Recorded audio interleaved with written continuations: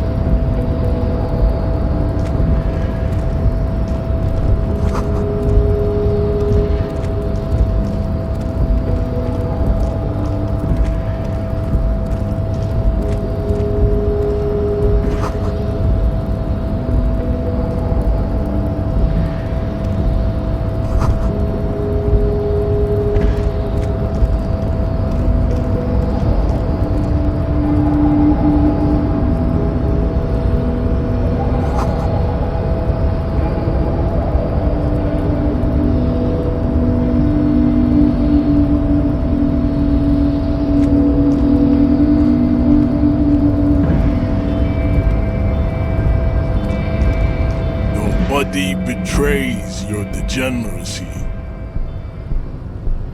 Yeah, Measurehead. His body totally betrays his degeneracy.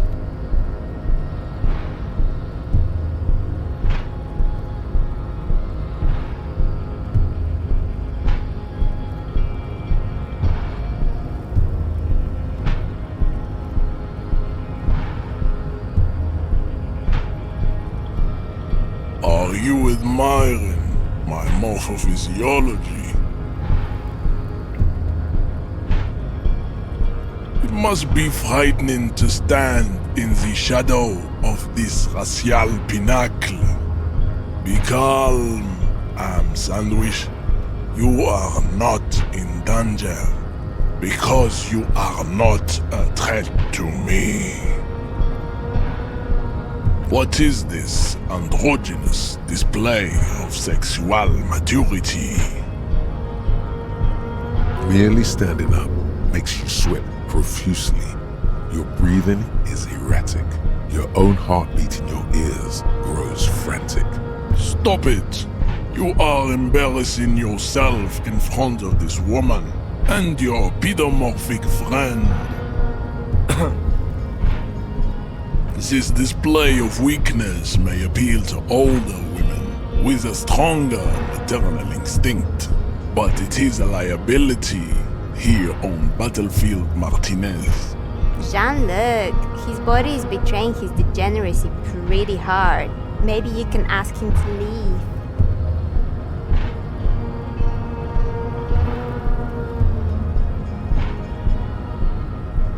You have succumbed to Al-Ghul.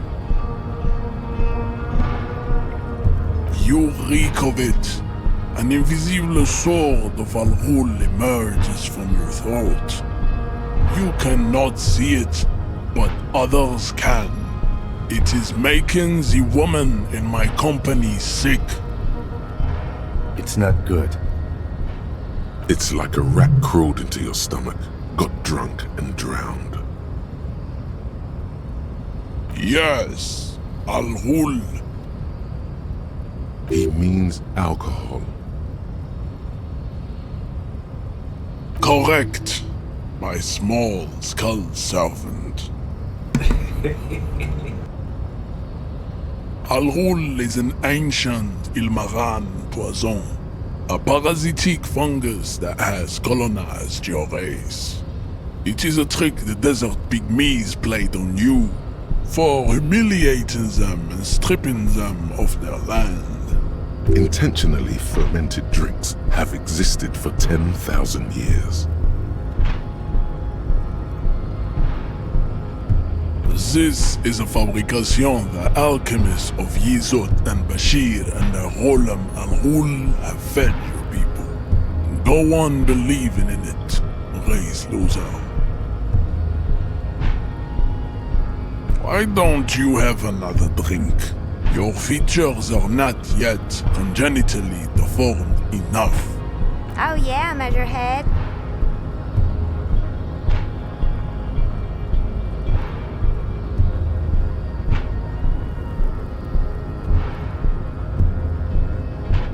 No, you don't. You need to get another drink. Occidental Haplogroup B4 is done giving orders around here. The influence of the ham sandwich race is waning.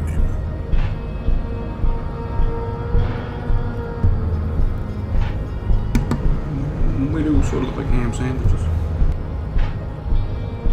Does this remind you of someone? The guy down there?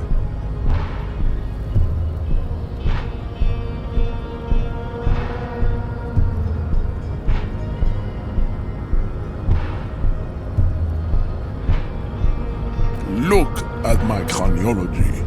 I am the pinnacle of my haplogroup.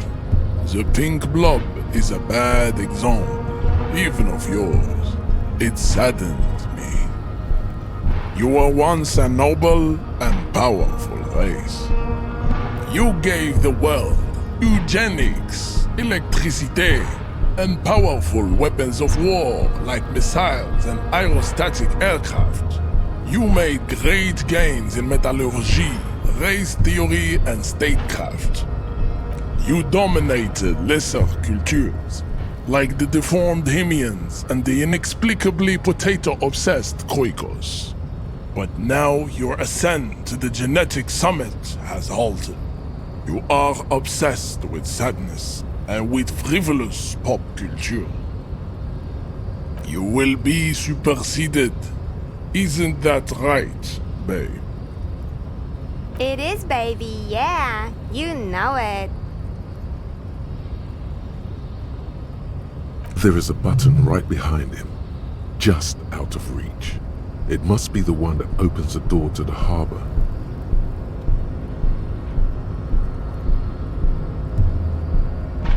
Enough with this begging. You should leave the stage of history with dignity by inviting the other races to a great world war. Bring your troops to the Simonine Islands and to Boogie Street and we will pulverize you. When you are gone, we will build a museum for you. The walls will be lined with bottles of Al-Ghul, your beloved beverage. Inside, we will store the odes to homosexuality you call art, and your microcephalic skulls. There may be a peaceful solution to this. You could internalize Meshehet's race theory. He would take you as one of his own. The best idea.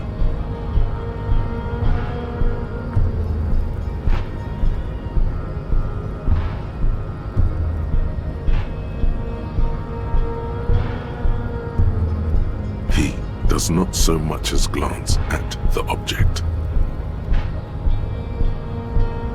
Stop showing me your pathetic cup. I have no interest in it. He had nothing to do with it. Racists are generally not very good examples of their race. Welcome to Revachol. You hear him yell at a redhead woman visiting the fritter nearby. He must think redheads are immigrants. I am not like them. I am craniometric. perfection. I have taken the trouble to permanently draw a phrenology grid on my skull and features. This should dispel any doubt. The drawings are precise and look true to their pseudo-scientific ambitions. One thing, however, it is not entirely free of throwbacks in the phylogenetic tree. His large jaw, for example, could be a trait indicative of criminalism. Also, his earlobes could be small.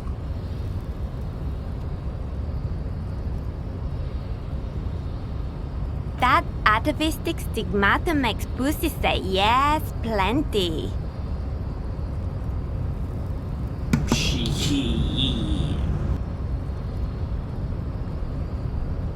Babe, thanks. But I got this.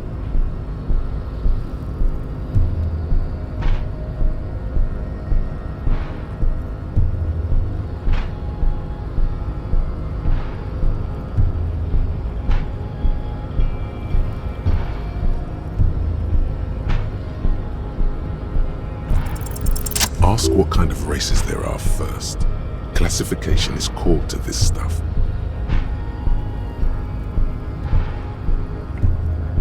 Do you?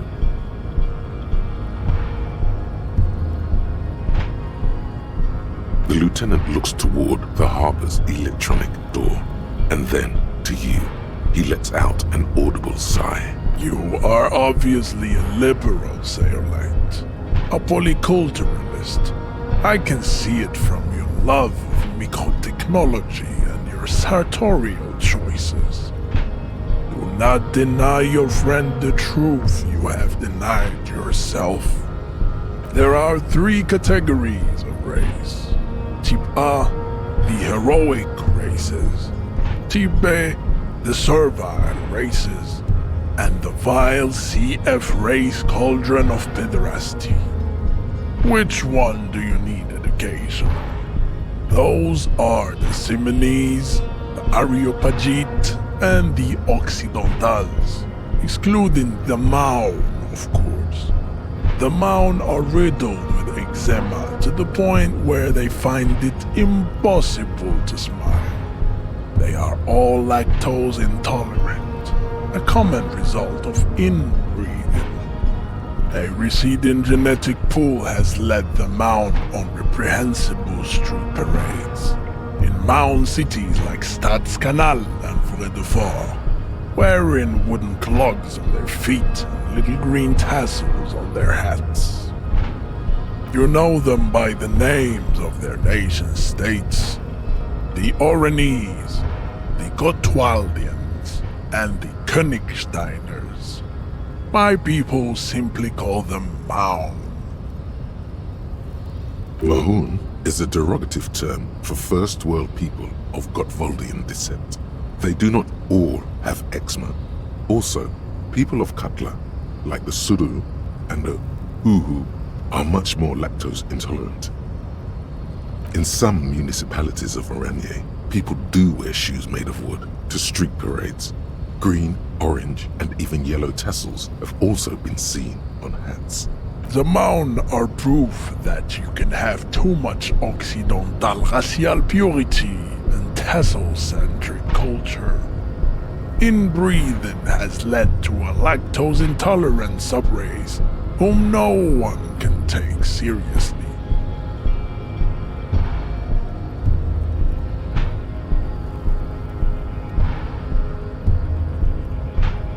Colorful tassels are, let's be honest, not a good sartorial choice for this century. You might want to avoid wooden clogs too. The Vespertines and Messenians of Vesper and Messina, the ancient Meteorans of Meteo by the golden Pisantic Sea, the Suren of Sur-la-Clé, and even the North Königsteiners, all have type A race propensities. The other large mondial civilization, the Mesk, are too yellow and oleaginous to count as a heroic race. True, they are violent and expansionist, but they have a glandular problem. overproduction of sebum.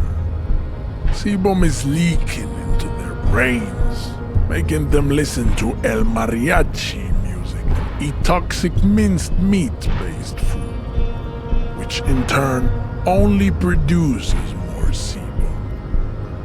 As proven by the Mound and the Mask, Occidental Type A is in retrograde. The Simonese and the Areopagites are on the ascent.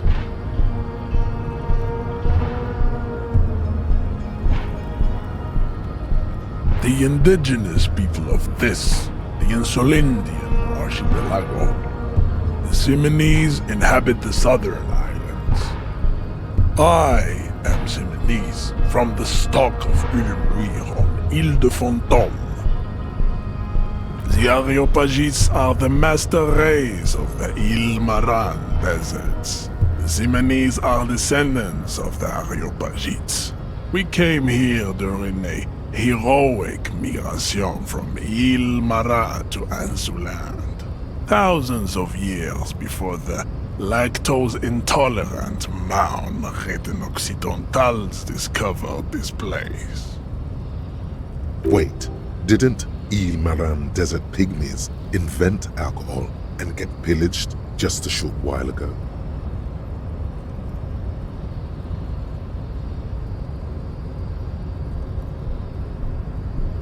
No, those were scimitar-wielding race losers of Zahrava, Izzet, and Bashir, with their Himmi servants. Big difference. The Areopagites were fasting and conquering while this happened. You never penetrated the western dunes. Jean, baby, you're on fire. I know, bae. The Areopagites are sleek, long-headed. The Simonese are powerful, mesomorphic. The former is an immutable progenitor, unchanged since the Super Isola of Pericarnassus. Ancient brains rest in their slender skulls. The latter is perfected and adapting. Together they form the Simeno-Areopagite or Simeopagite super race. That is all. There are no more Type A races in the world. Type B are the unheroic races, amorphous non-competitors of the great race. The Khoikos and the Vacholier, they are mud-colored people. The Khoikos of Grad, Yugo, Zhimsk, Shest et al. Are what you would call white officer in a suspect description. Yes, to an untrained eye, the Khoiko appear white and pinkish, like a hand sandwich. But look into their eyes and you will see. They are of an indistinct color, and so is their skin. Unhealthy, muddy, and ashen. Pinkness is a racial quality that has to be earned through centuries of advanced ballistic warfare and cultural domination that the Grad people have undergone for drinking Al-Rul and smoking the degenerate tobacco herb, and for eating potato. The Khoiko, the countless micronationalities of Grad, are all inexplicably obsessed with potat. The only thing they like more is dividing into microscopic ethnostates, like political amoeba. Wouldn't he be one for ethnostates?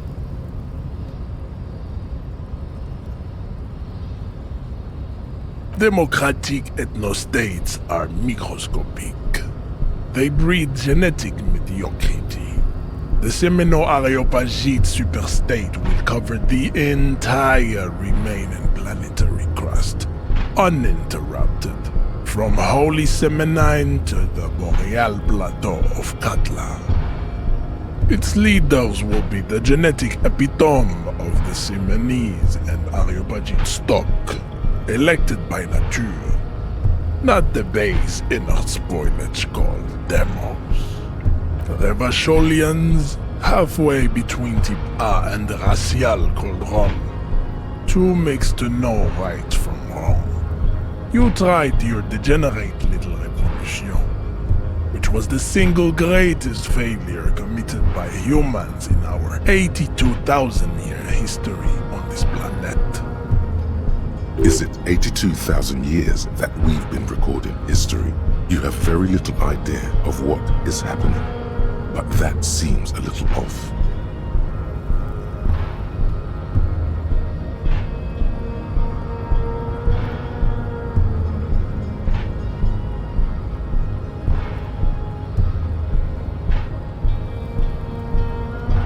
The mysteries of the people of this planet are a tragedy that has played out countless times over, like a fever dream of skin, hair, and bone. Wake up, naive Chespius.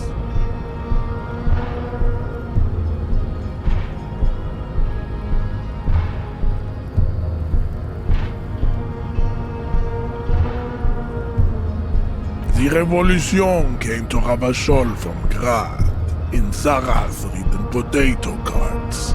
It is literally an illness, a prion disease that leaves the parietal and frontal lobe ridden with holes. A soft, sponge-like mass of dementia, hallucination, and paranoia. The revolution is fatal familial insomnia. A hereditary prion condition passed from the Koiko to the Occidentals. But not sexually. Probably through trade roots and potate acid, the prime component of the potato plant. Enough of Tibet mediocrity. Tips CF are a museum of failed chimeric experiments and tragic maladaptations. They are tortured creatures waiting to be put to sleep. Your morbid interest in them worries me. Lesser races like the mosquito, a grotesque mixture of a masked woman and a Seminese man. Only possible if the mother is masked and the father Seminese. The other way around, they fail to produce offspring. The mosquito is born sterile, like a donkey. All they have left is to ride customized motor carriages with hydraulic suspension, listening to aggressive El Mariachi music to vent their impotent despair. It seems unlikely that two human beings produce genetically sterile offspring. You are right. You have misunderstood. You lack basic phylogenetic education. Then there is the Seminokoiki Chimera. Are you sure you wish to know of the Seminokoiki Chimera? It is not an aesthetic site. The Koiko, as you know, are very servile, especially when they meet the rich man. Racial scientists have toyed with the idea of crossing the Seminese with the Koiko to produce a super worker of Seminese strength and Grad servility. This will never happen. The Seminese and the Koiko may have similar interbreeding problems as the mosquito. We will never know precisely.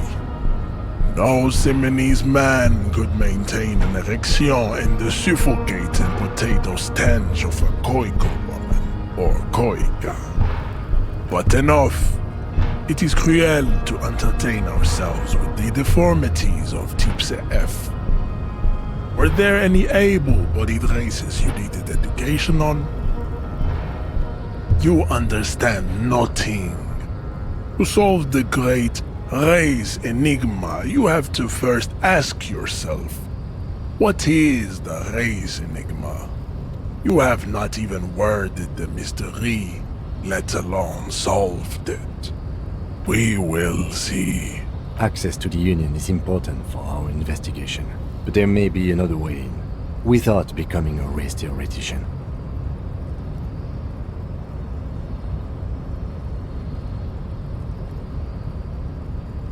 You need to internalize what you have heard here today, then return to me. This clarity does not come instantly. I cannot possibly imagine what else we have to discuss, Tibere Vasholian. Your love for disco music and venereal disease? Oh, don't be vulgar. White or not has got little to do with this. The race enigma runs much deeper than that.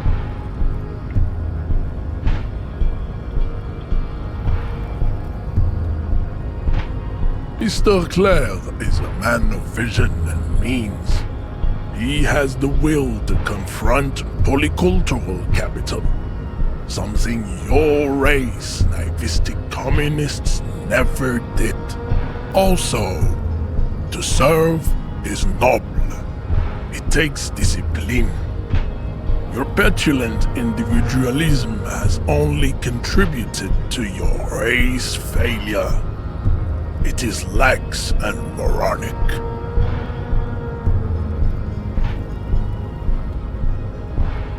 Jam. Individualism. You have gotten these ideas from degenerate youth culture, have you not? You have picked them up from rock and roll songs? Offshoots of the Seminoles people invented disco while having sex under the influence of cocaine. It is a shame upon my race. But what is done is done. I am not surprised you enjoy it so much. This has happened to many of the side products of the inevitable cultural victory of the Seminoles race.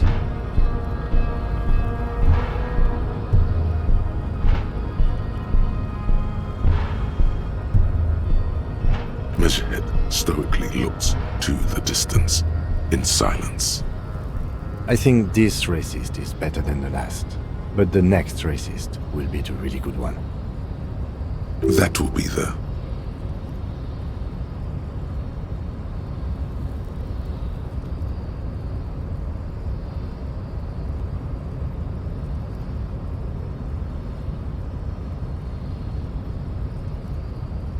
There always is. Race is reality.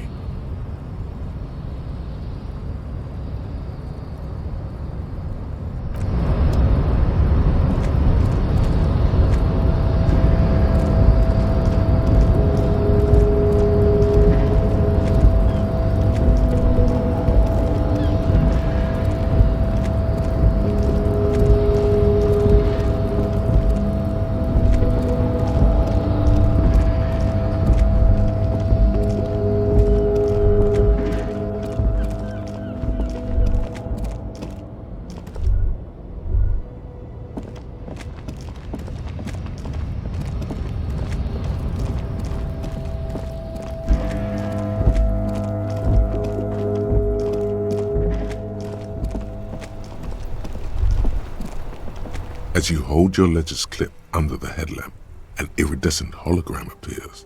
A street grid and the veins of a great river. There she is. Revachol West. Around the borders of the watermark are dozens, no, hundreds of micro-perforations.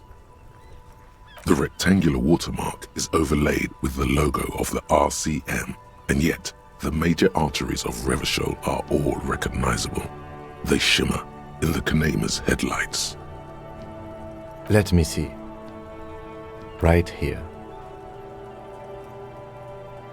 No, it does not. There are many of them, and they are divided into 3 separate rows. The first row has 18 dots. Not bad for what? You don't even know what it means yet. The next is the longest. It runs all the way around the border, and then some. You count 216 perforations. Considering that nice, large number, a wave of pride washes over you. The last row has 3 perforations. That's it.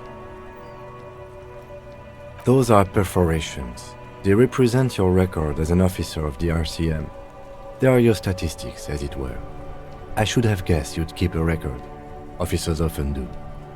Let's take a look.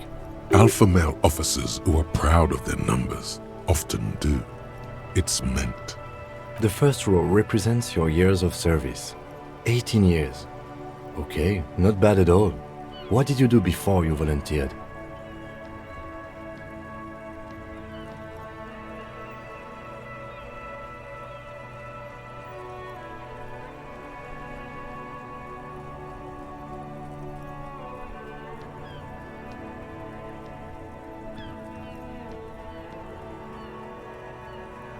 Fair point.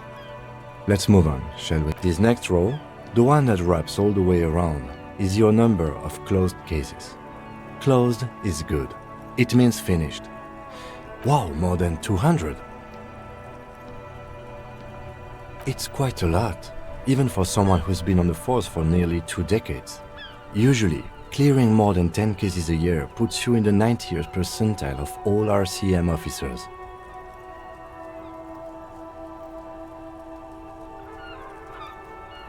Right. Those are your confirmed kills. You've got precisely 3 perforations there. For an RCM officer, especially Precinct 41, which is in the Jamrock quarter, it's rather tame. I mean that in a good way. There are certain officers who treat their kills like some kind of ghoulish game. If they do happen to solve a case, it's usually by accident. But it seems as though you are, or at least were, one of the good ones. So we have that to be thankful for. Yes. Everyone has their own method of coping.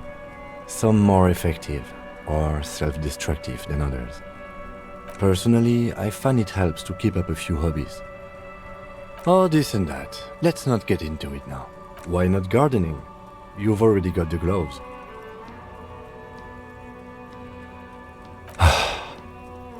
If you want to pour out the booze you've been carrying around on duty, I'm certainly not going to stop you. A dark pool of cheap wine appears at your feet. It shimmers in the lights of the Kanema.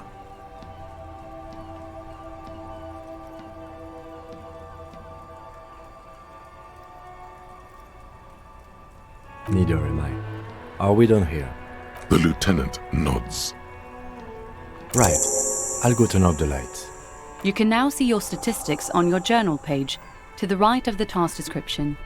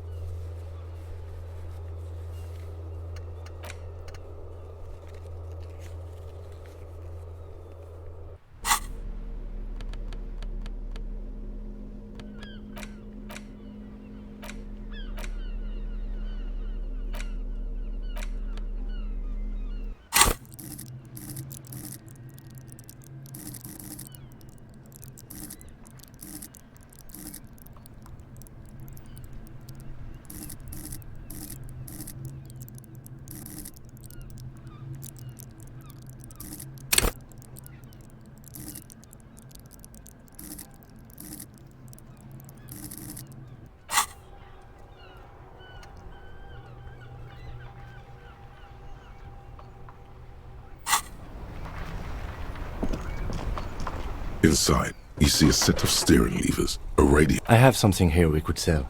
Transport enclosure. Regular people just call it the cage. As you tap on the gauge, the indicator pin jerks as if startled. It's in the large orange sector. indicating the engine is warm. Next to the gauge is a red switch labeled heat. Now, that's enough fun with the foldable headlights. I know they are mesmerizing. They are also fragile. The cage at the back of the motor carriage looks rather uncomfortable. 4 shiny hubcaps are stacked against the seat. Their silver edges sparkle in the dark. I confiscated this for a little while. The lieutenant nods as you...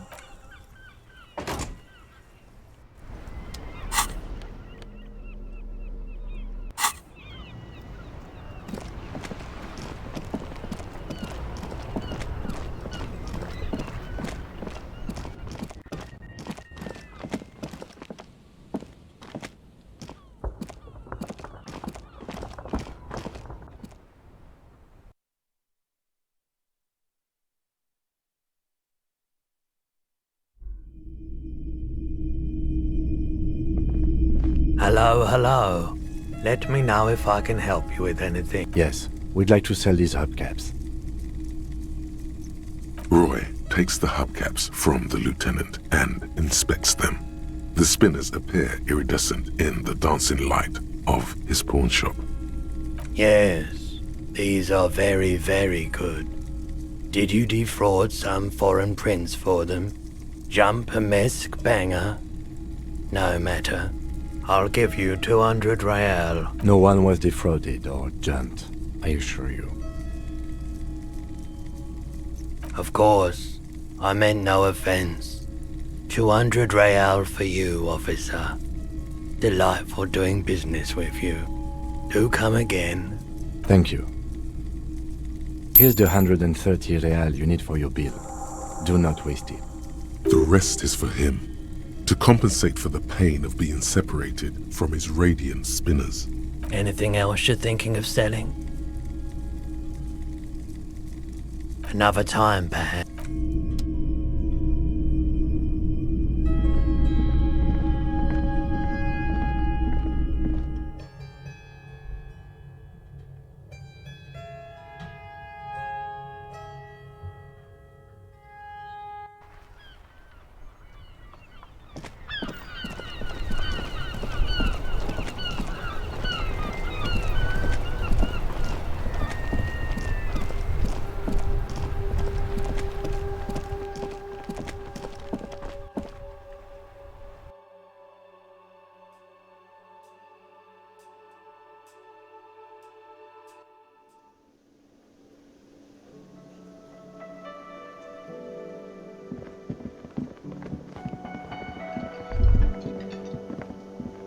Can I help you?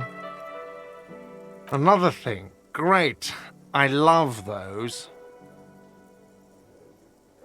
Yes? Yes. Have you got it? A lot. A lot. For the room, drinks, and broken window, 130 real. Well?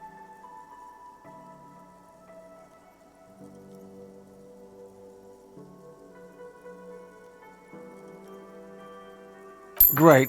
Thank you, officer. That's all I wanted. Payment for services rendered. If you continue to stay here, I just ask that you please pay your nightly bill in advance starting tomorrow. The electronic lock to your room has been disabled till 9 p.m. tomorrow. Please pay for each night in advance starting tomorrow. 20 real per night. I'll take a room here too. Of course. Always happy to have officers from the RCM as guests. Anything else I can do for you? Yes? What do you want to know? Good. What about me? Good.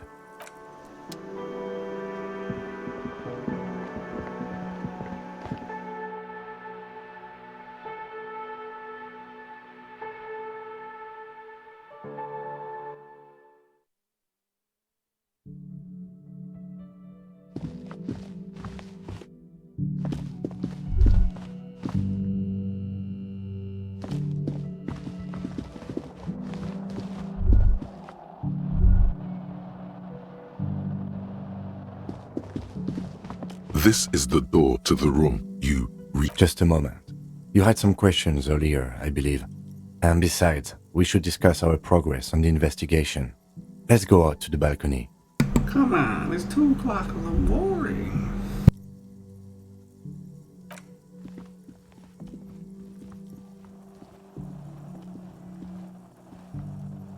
The air outside is brisk. The lieutenant is silent for a moment. He listens to the traffic hum. Then,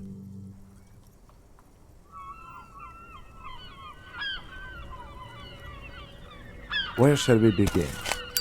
We should talk about the investigation, first and foremost. But I also remember you wanting to discuss the RCM? I have a cigarette every night when I go over my notes. It's something of a ritual. oh man, he looks so devastatingly cool with that cigarette. You mean this? This isn't cool. It's an unnecessary trial of will and unhealthy. Yet, were he to quit, he would lose the cool factor. This man relishes his cool quite a bit, below it all. I apologize, but I only brought one with me. I have exactly one cigarette every night while going over my notes. Heard that one before. Yes, it's been a long and eventful day. Well, we didn't even look at the body. But we performed a thorough search of the premises of the crime scene. That's great.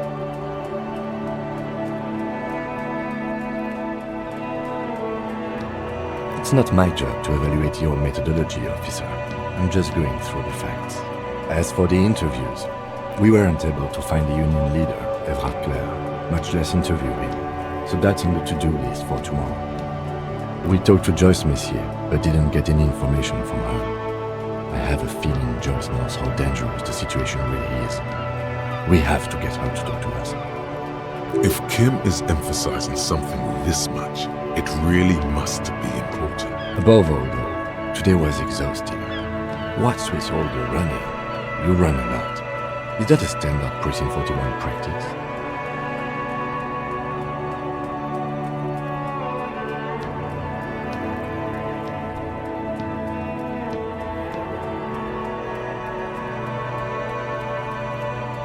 It's impressive, especially for a man your age, and in those hills. Nice shoes, by the way. I like the green. It goes with the orange.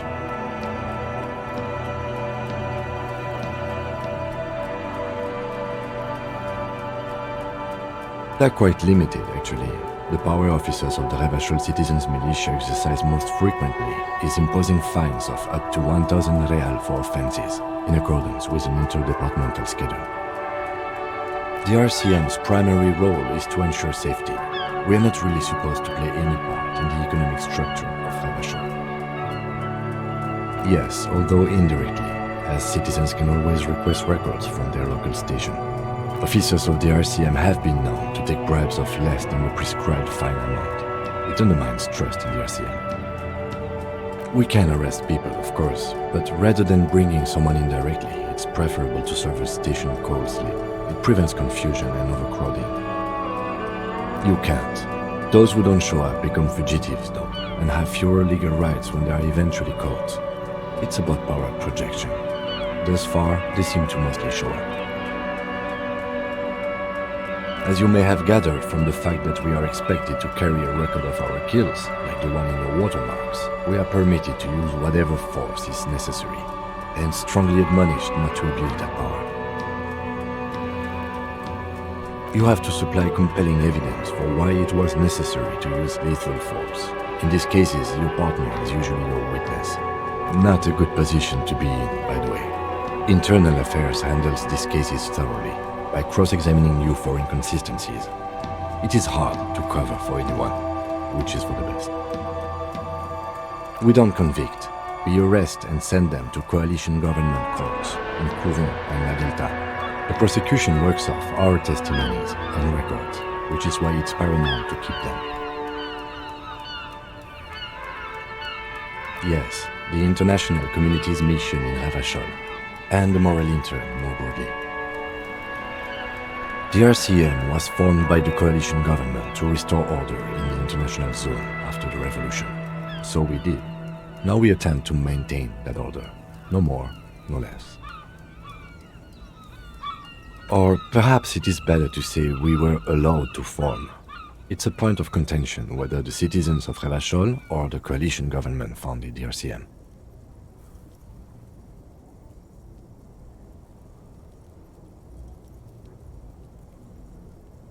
Be sentimental if you like.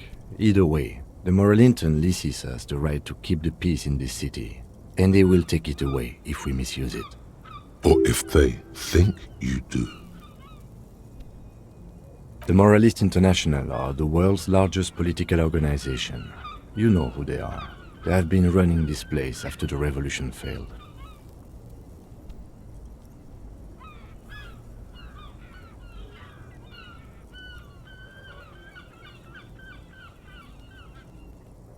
They're a union of center-left and center-right parties across the Real Belt. Our coalition government is just one of its many projects. They also run the ICP, EPIS, most intergovernmental organizations in the world. What do they believe in?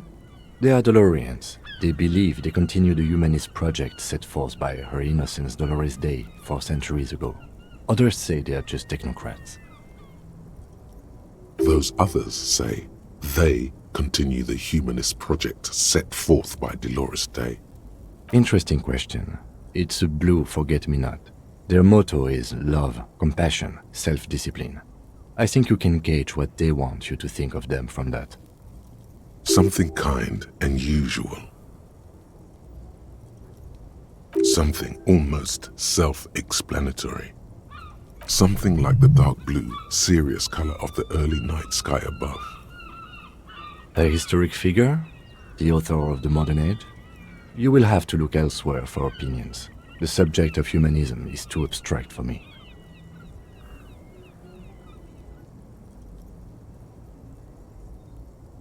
The moral intern are a fact. I try not to have opinions on facts until they change. And it doesn't look like that's about to happen. Do you?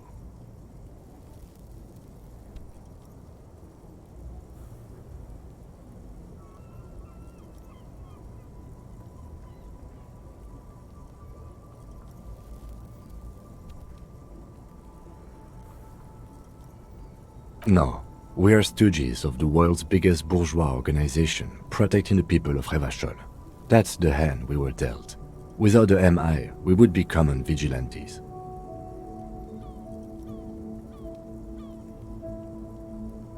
Sadly, it is what we already are to the people of Martinez, most of them at least, especially the Union. Vigilantes. I expect our job here to prove quite challenging. The dying lights of the city shimmer below. Slowly, like luminous clouds, they pass on his lenses. The lieutenant looks at his slim cigarette, contemplating the next drag. An aerostatic passes overhead, the whiskers of its floodlights on the ground below. Kitsuragi's glasses light up as he looks to the sky. 2 glowing circles. They really don't like us here. And the mouth on that kid, Kuno. It's different inland, in Jamrock and the GRIH. It's our fault for leaving this place to the dogs, to the Union, to the company, not daring to come here more often. This place has fallen between the cracks, the jurisdictions of our 2 precincts. We run this city. West of the river is RCM land.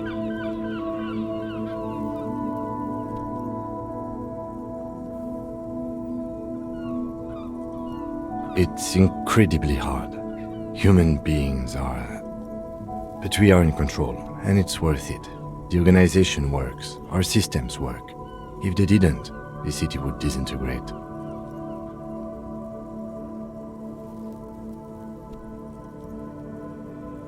Probably not. Anyway, positive change happens slowly. We never really get to see the impact of our actions. He is very tired, but the dark circles under his eyes make him look younger, not older. Yeah, it's getting very cold now. Let's go.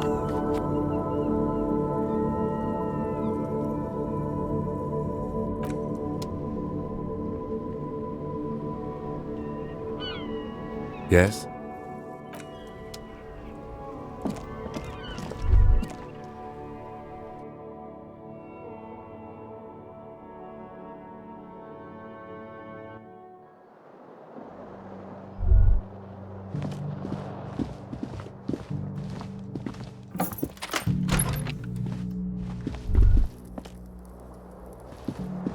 The window stands broke. You see some lights shimmering outside, but it's difficult to make out the outline. You see some lights.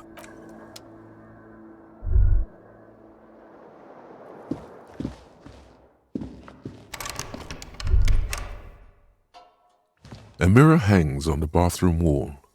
In it, your face, adorned with the expression.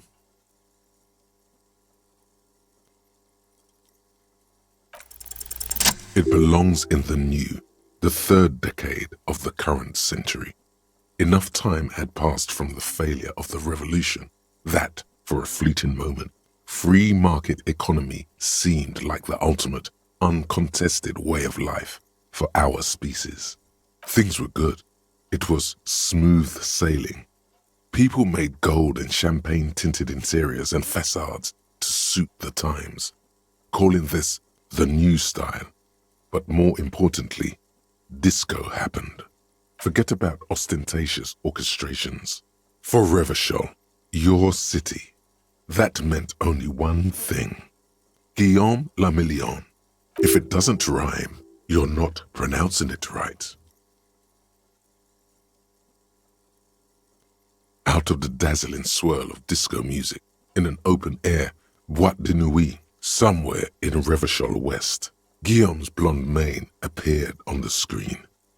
He sang some bullshit. Then he made the expression.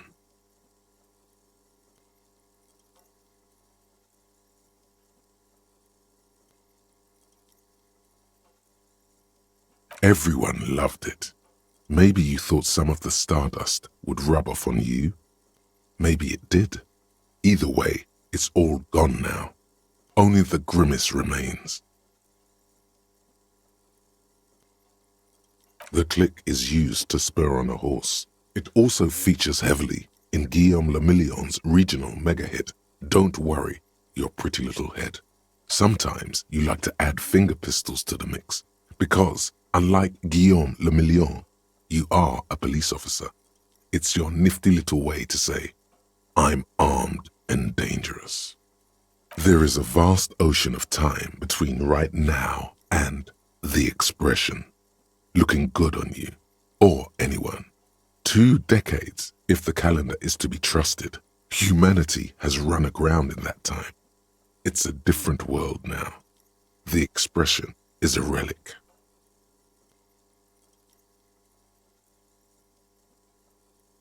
You have some understanding of the near history of disco, plus the trivia you've picked up along the way. Episodic memory, however, remains in the dark. It may never return. You should prepare yourself for that. Not really. OO must have just stirred your mind. They're more like a disco rock band anyway. It doesn't have to be. You can swoon over Guillaume and his champagne-corked smile whenever you want to. Maybe some of the stardust will return.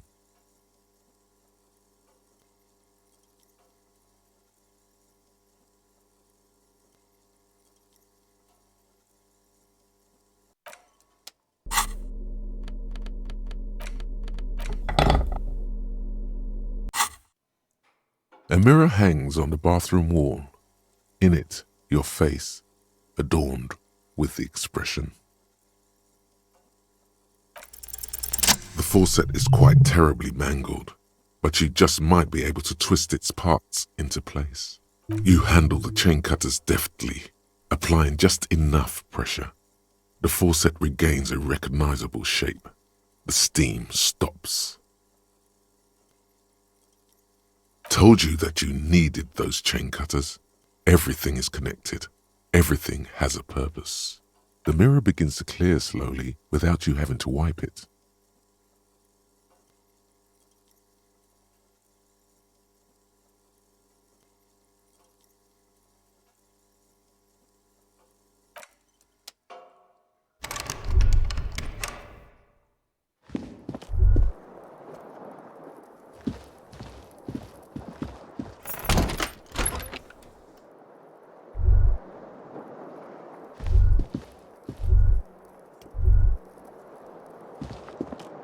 The bed is cold and not particularly inviting, but it's yours. The sheets look awful. The option to go to sleep becomes available every night after 9 p.m.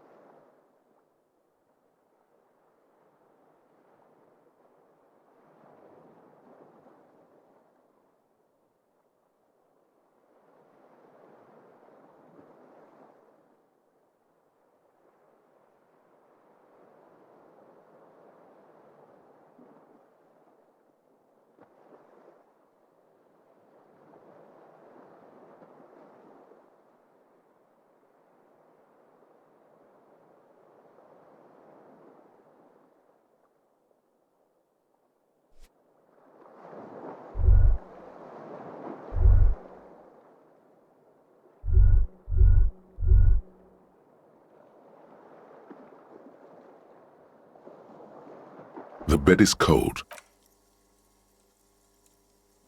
The sheets feel at once coarse and clammy against your skin. The bed sags beneath your weight as you stretch out and finally close your eyes. And then sleep doesn't come.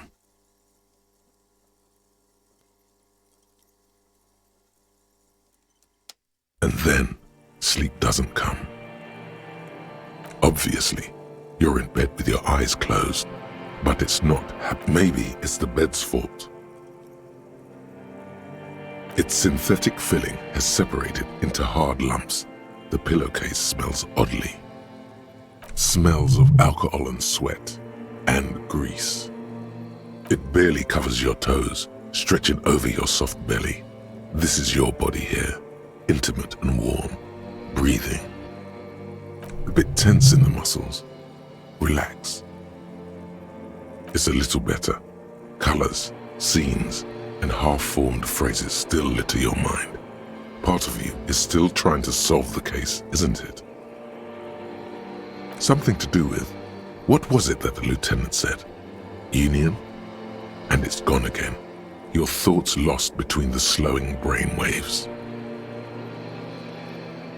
Your breathing steadies. A great silence washes over you until your eyelids twitch in your sleep and images start forming.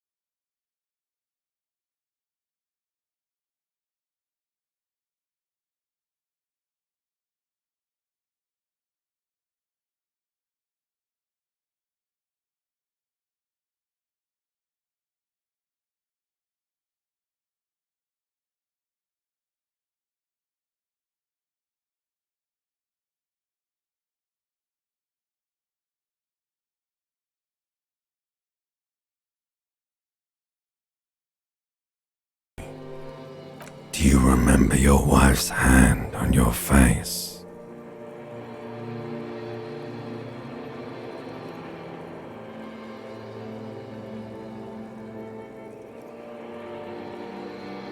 You know who I am. I'm the bad day. The one where you ask her, and then later in the streets, wandering. It's the worst day of all time, Harry dear.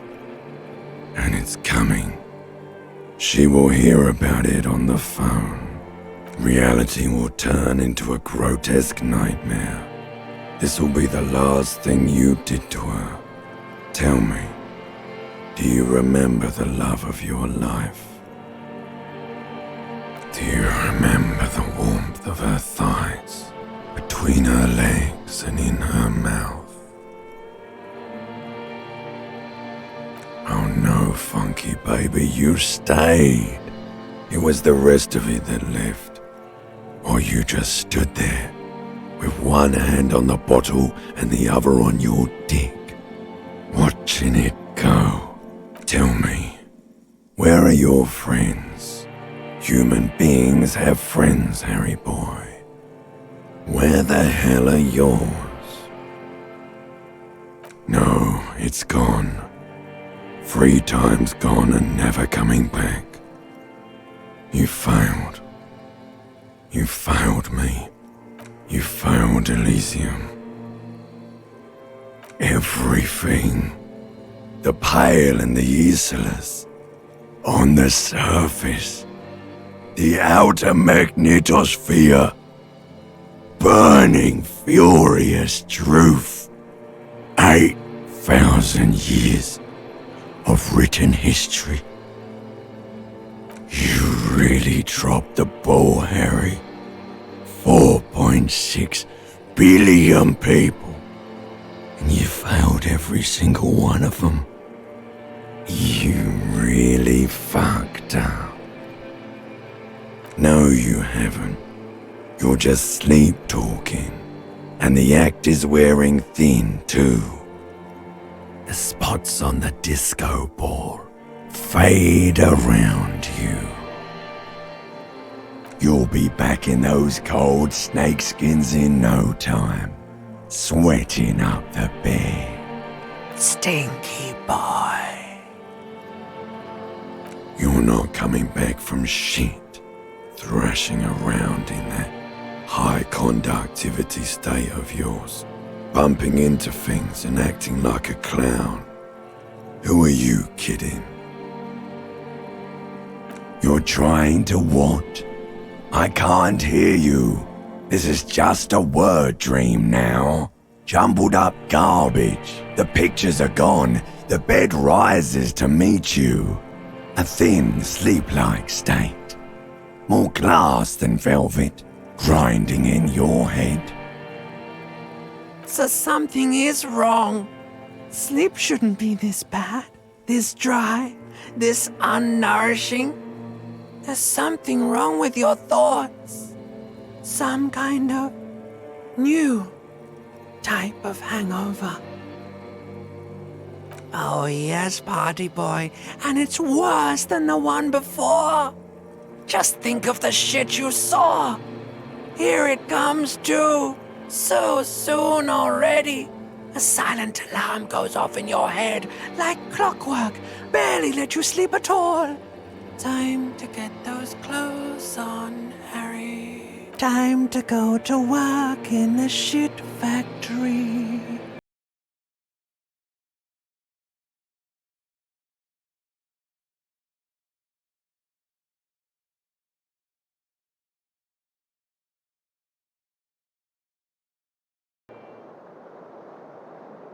Good going, buddy.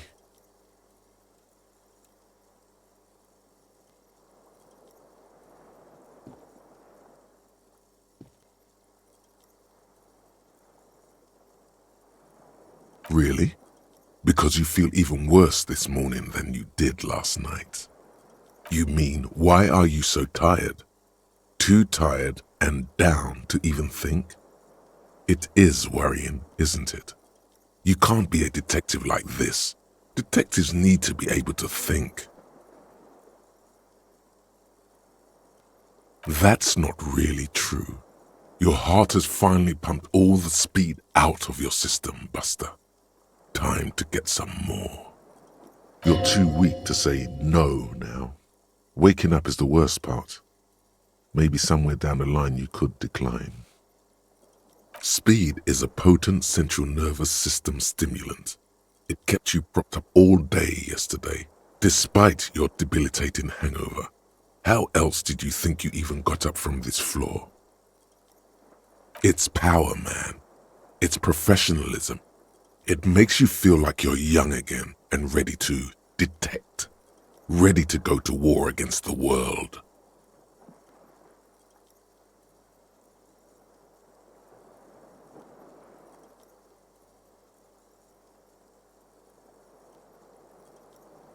Are you sure? Ready to live as this pathetic shell of yourself for days? Basically, a week? Let's be honest, 2 weeks. Maybe 3. You won't make it. Half the town will be dead by then. You will be fired.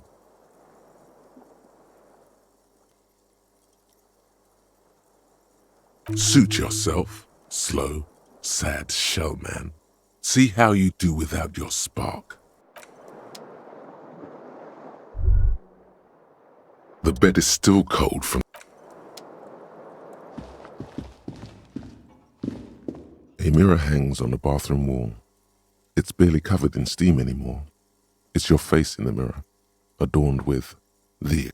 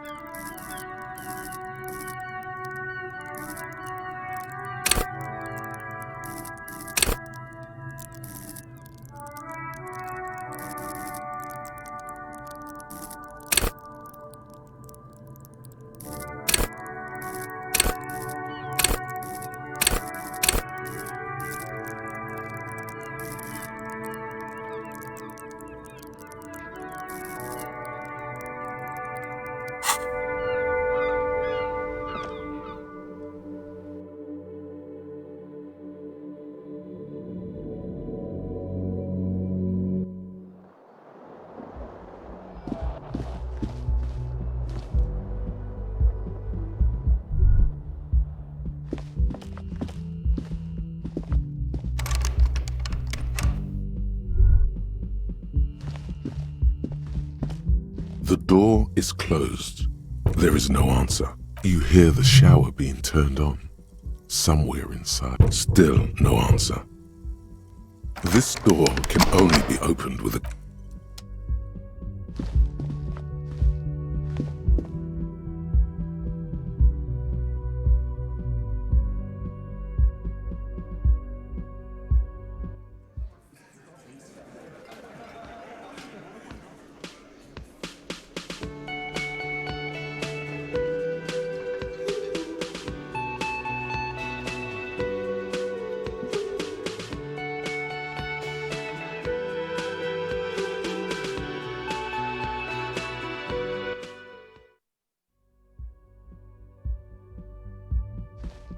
Morning. Looks like we can get to work at once. The union muscle turned up. They look rowdy. We should talk to them. Everything points to the dock workers' union. The tracks in the mud, the circumstances in Martinez, my preliminary information, which may, of course, all be wrong. But we still need to talk to them, and it won't be easy. I mean ungovernable. Martinez isn't exactly enthusiastic about the RCM being here. They prefer to be policed by the union.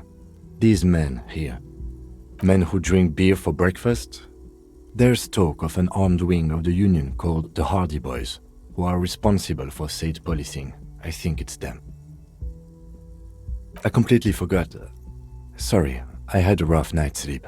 It's them by the looks of it. Loud and nasty, just like the manager said.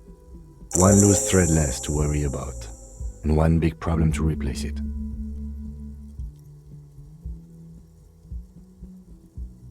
That would just escalate tensions. No captain would sign off on it. Solving one murder isn't worth a conflict between the RCM and the Debarders Union. In fact, even the death of 2 detectives might not warrant an all-out war.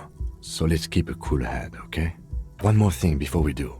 We don't have to talk to them immediately. We can walk right past them, continue with our business. Yeah, streetwise.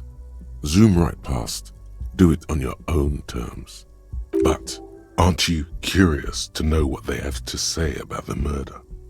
They're in no hurry to leave. They think they own the place. Anyway, I leave that choice to you. Whatever you decide is fine by me.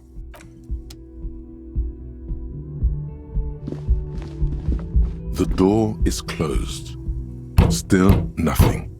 The lieutenant gives you a quick glance.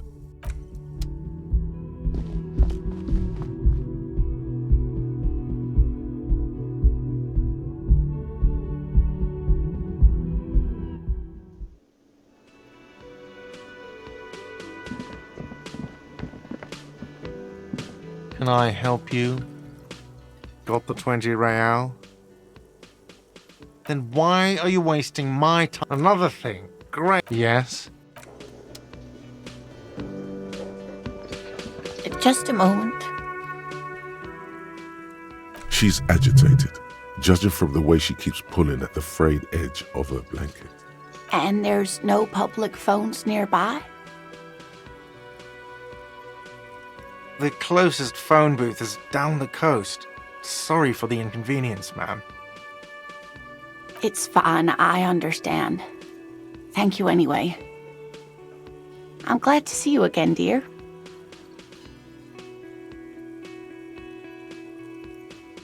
Please don't trouble yourself about me, sweetie. I was just hoping to make a call, but the Whirling's phone line isn't working. The union office probably has a phone, but I can't really get there. Or to the phone booth down the coast. And Gary's phone is dead too. The manager was vague about it. Why would he be vague about phone problems? This is something to look into later. Ask God, maybe. To let the young woman who's house-sitting for us know that we may be delayed. Morel, my husband, and our friend Gary were supposed to get back by Monday night, but they're still missing, and I haven't heard from them. I was also hoping she'd heard from Morel. A little missing persons puzzle might just be the thing to take your mind off the hangover.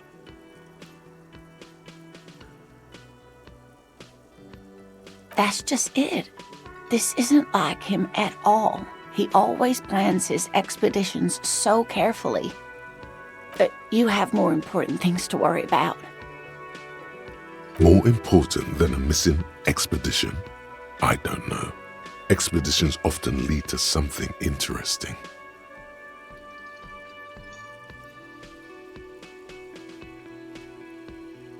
Just some field work, sweetie. Morel is a highly trained scientist. He and his assistant Gary are studying an extremely rare species of insect. But they should have returned by now. They were just going down the coast across the waterlock to set a few traps. He said they'd be back on Monday. What could be keeping them? The waterlock, that was broken. Could this be it?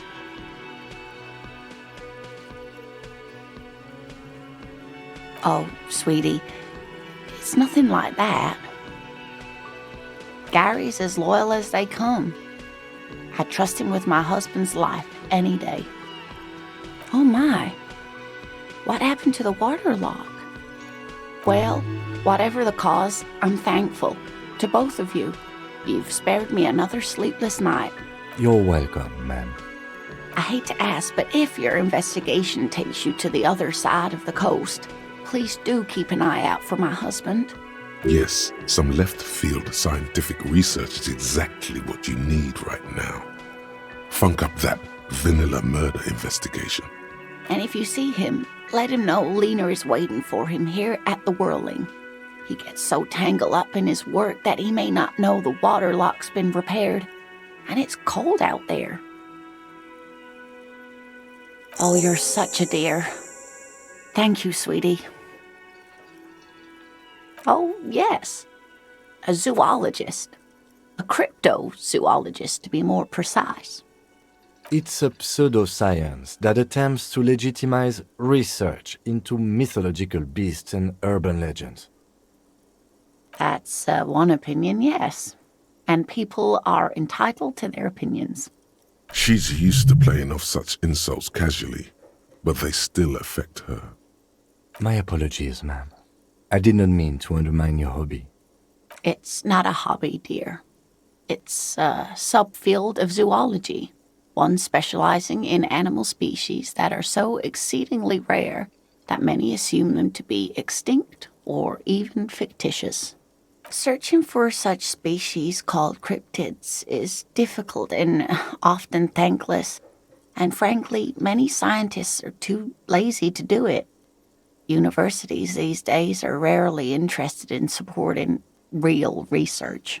The quality of research at Revacholian universities has been on the decline, but you doubt there was ever a time when cryptozoology was embraced by the academic elite.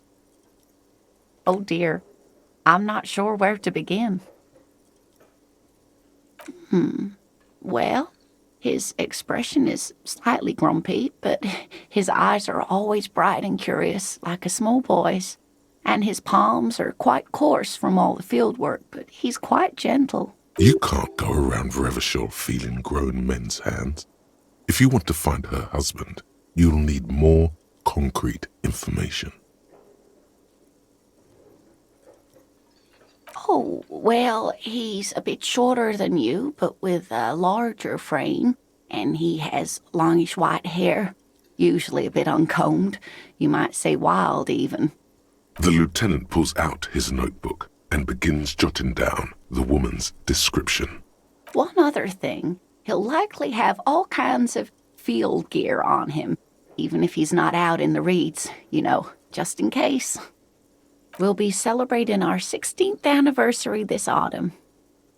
Not the most numerically satisfying anniversary, but I like the less obvious milestones even more somehow. By a dating agency, I'm ashamed to say. I was looking to get back into the scene after recovering from my accident, and he'd just divorced. We hit it off, and, well, here we are. She's skipping over some important parts. Perhaps you'll find out more later. I hope I've been useful.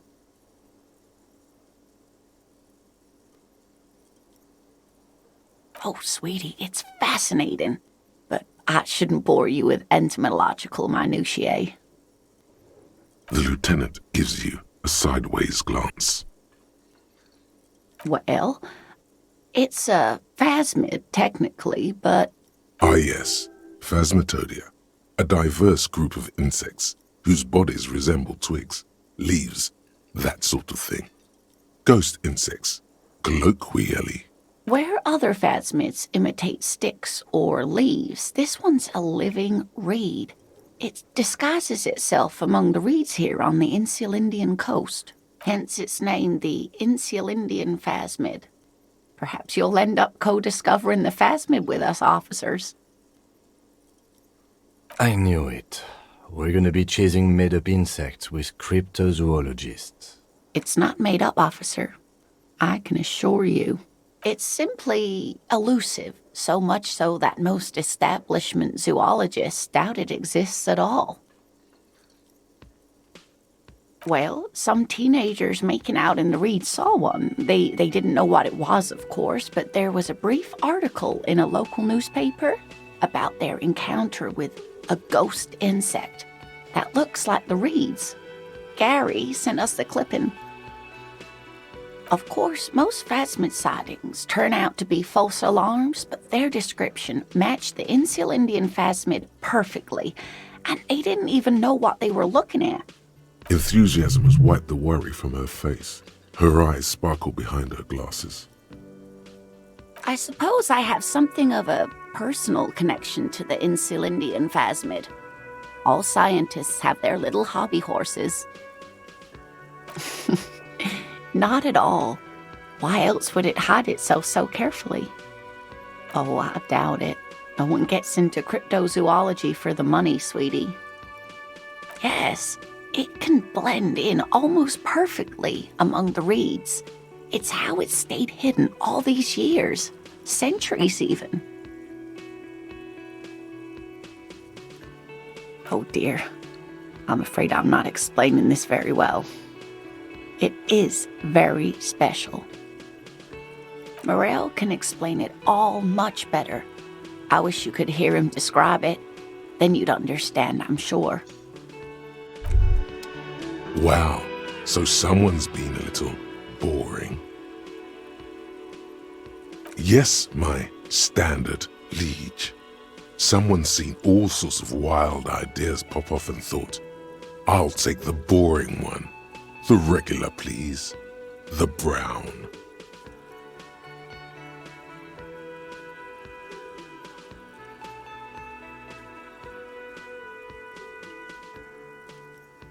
You?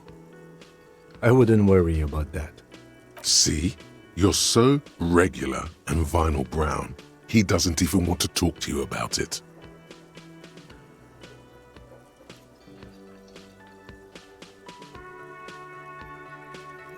No need to be defensive. The regularity, the brownness, the cut and dry have their appeal. A very standard appeal. Of course you do. Let's get right to it. My lord's copotype is regular cop. I'll let everyone know. I'll send out a telefax.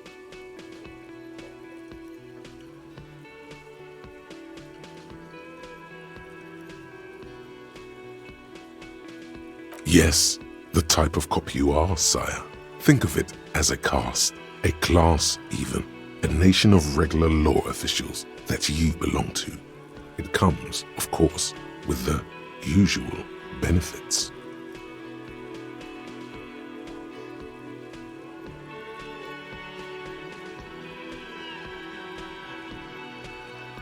Good, good, of course. To outright declare yourself something does seem a bit too interesting now, doesn't it? I won't trouble you any further.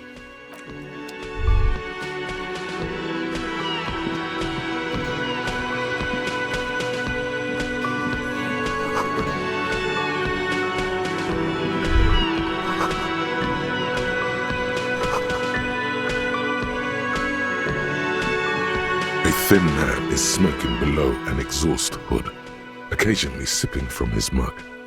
This must be the Whirling's cook. As you step in, He nods toward the table and says something in a completely foreign language. The only words you can make out are Garansi and Kubek. Okay, it's definitely not his name. Whatever you do, please don't call him Garansi Kubek. Please, it's not funny. The man puts his cup down and replies something, his left hand drawing arcs in the air.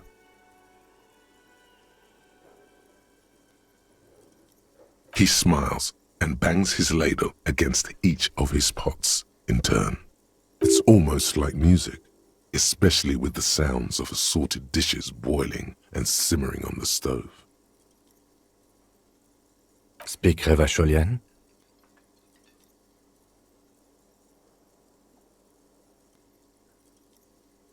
We speak Suren.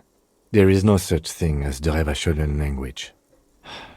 But don't worry, your message remains clear. The cook is still smoking, ash falling from between his fingers. His hands are large and clean. Good thing he didn't understand a word of your stupidity. You see a heavy steel door with a prominent dimpled lock. The cobalt blue surface feels rough to touch. The stainless steel door is flush with its frame on every side. Old cobalt paint, rough on the fingers. 40, 50 years since this was painted, maybe. It leads to a side building, adjacent to this one. The old building next to this, half ruined. Whatever is behind it must be older. The door does not budge. You do? It's a door in the back of the kitchen. Why do you care where it leads? The winch, outside, in the backyard. Remember? No? Your fingers do.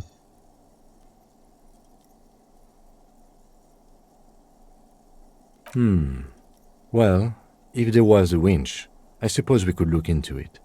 As a side investigation. It's hardly a side investigation. You already have a name for it. It's hardly worth a title. Anyway, Gart is the person to ask about this. The cafeteria manager.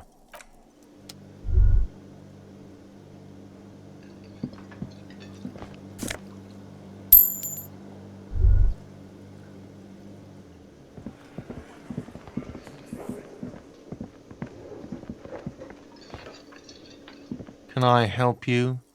Another thing. Great. I love those. Yes, and the phone company is taking its sweet time sending someone to fix it. Losers. Who told you that?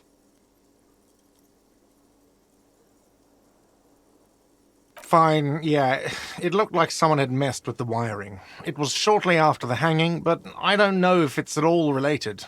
Plenty of assholes around here who aren't murderers. If you do find out who cut the line, though, let me know, so I can forward them the repair bill. Oh, yes, that door, sure. There's nothing mysterious about it. It's just a door. No, I don't have a key. I don't know how to get there. And I don't care either. It's not like I've been wondering about it for 10 years. It's just a frit warehouse, probably. Or some boring storage space with a bunch of old junk and dust. Junk and dust. He's attempting to maintain an air of indifference. It's absolutely not convincing. Fine, okay, a little. But my job doesn't leave me time for wondering about one locked door in one of the cafeterias I manage. So, I haven't opened it. I have cleaned the whole place 100 times over, though, after the animals. And I haven't found a key, so good luck with that. Yes?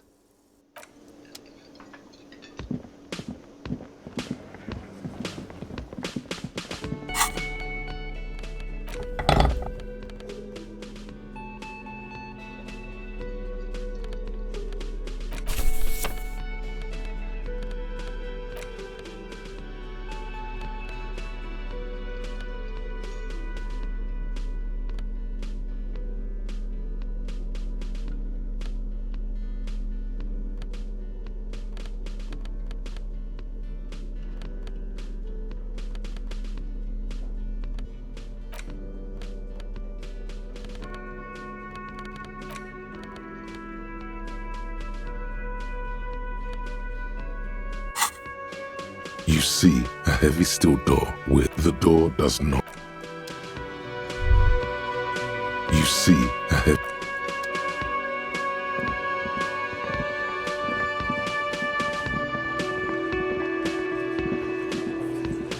Let me handle this.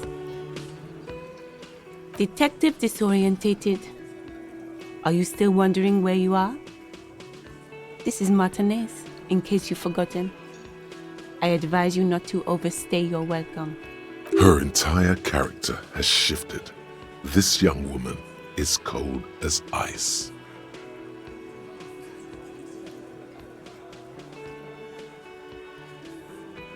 Yes, extremely normal. I'm not a gardener, by the way. I'm a legal counselor for the Dock Workers Union. So let's get to it. You're looking for Titus Hardy? You think he has information that will help you? Maybe he does.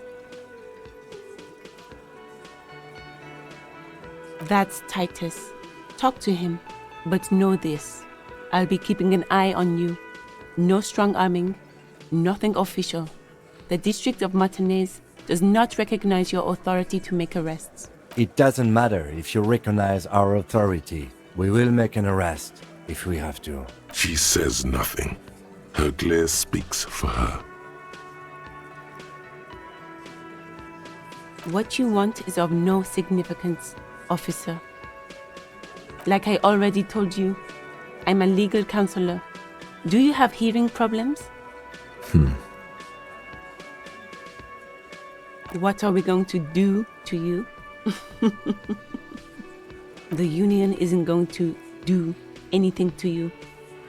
It is not a crime syndicate. It is a labor organization. Goddamn right it is. If anything, it is the RCM who do things to people. But we digress. Aggressive? You make your living enforcing violence. These people are just dock workers. Just dock workers? Do dock workers spy on the police? We'll let you off easy, miss. Don't think it will happen again. Listen, you moral intern lackeys.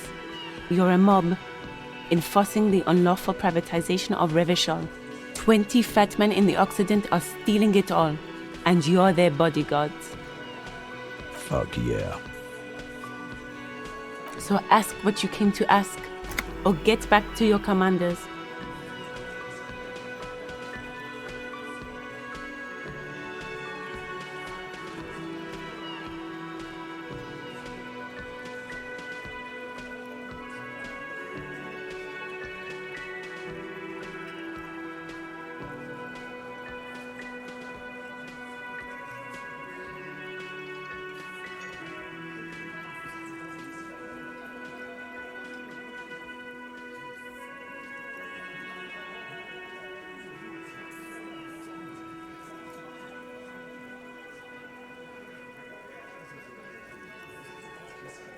No one is emotional here. Do your job. Ask your questions, then leave. What's this? We're getting reports of normal, reasonable, temperate political opinions somewhere in Martinez.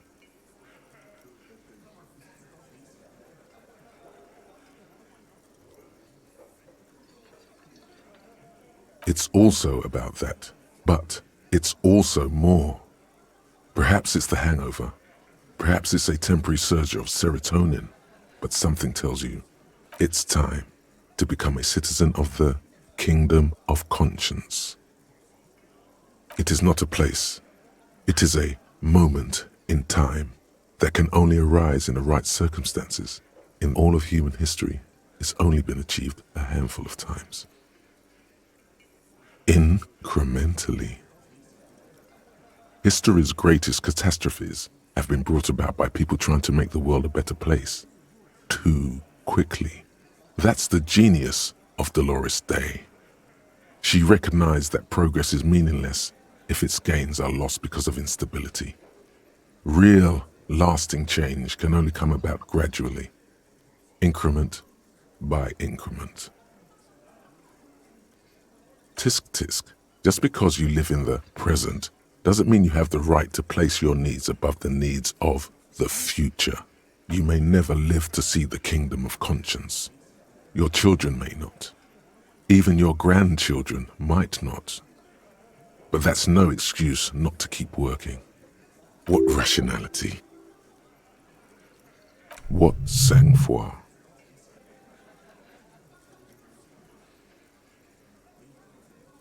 Do you believe the status quo is preferable to chaos and bloodshed?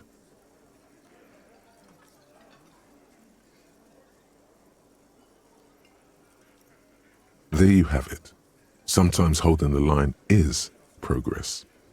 The kingdom is difficult to comprehend and even more difficult to describe, partly because humanity will need to discard many of the categories that define and limit it today.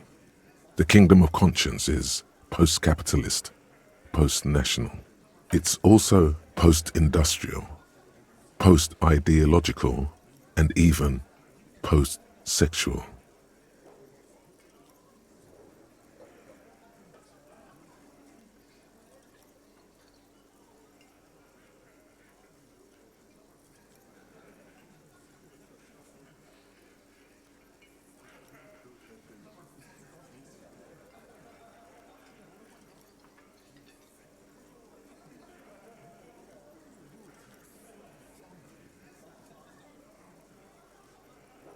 What you want is immaterial. The kingdom of conscience is coming, whether you like it or not. Only very slowly.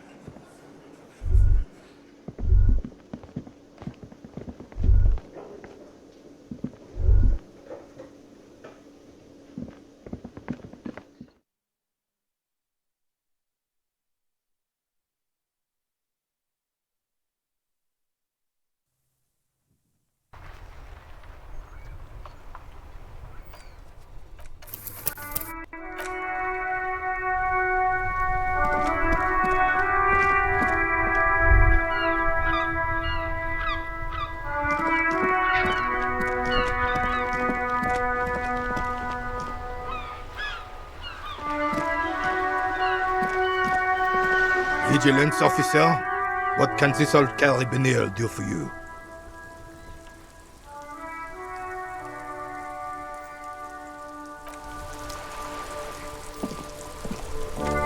Officer, the mere sight of police in Martinez makes me feel safer already.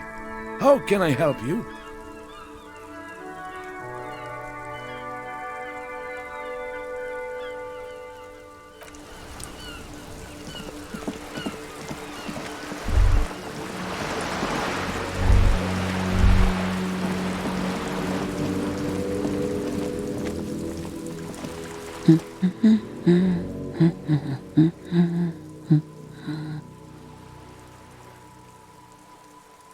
Yes? Hello? Me? No one. I'm just a working class woman. She doesn't really want to be disturbed that much. If she's such a working class woman, why isn't she working? Not all the time. Right now I'm browsing books. Even a working class woman needs something to read. It is. I know you are. Everyone can see that. The rectangles. Mm-hmm.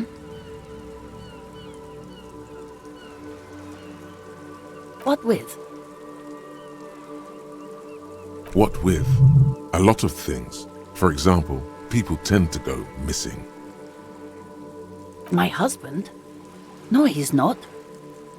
I don't know. At home now? Out drinking with his friends? Working? Where is this going, officer? Yes, but I don't really need to know where my husband is. Not all the time. No.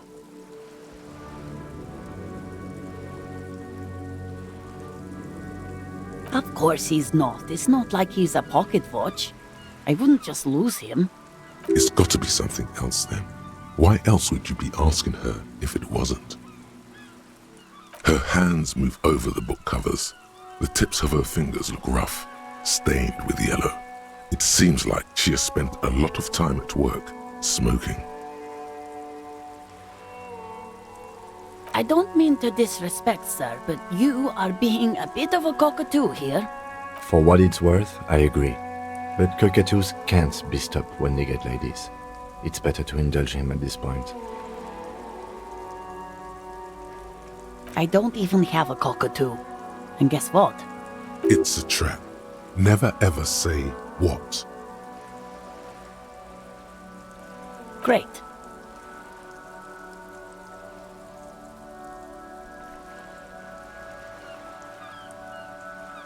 Nothing. Go read up on them if you're so interested. There's a great book in the bookstore. Maybe you should. What if the cockatoo is your astral captain? Or your heraldic bird?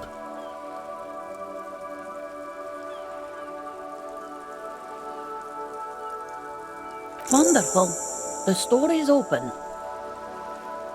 No, absolutely not. Are you a policeman or a nanny? They are not missing, sir. You know where they are. They're at home, smoking, giving the ladder of vices a chance. What? That's just... My daughters are perfectly fine. They're with their friends down in Shamrock. There's nothing to worry about. They're almost grown up now anyway. They're past the age they need me protecting them from everything now. My youngest girl, Jolie, is just shy of 16. Jenny, she is turning 18 next month. But we shouldn't even be talking about them. Why do you need to know this? Haven't I repeatedly told you that they're not missing? That they're in Shamrock, safe and well, at some stupid party? There is no investigation here. I can tell you that.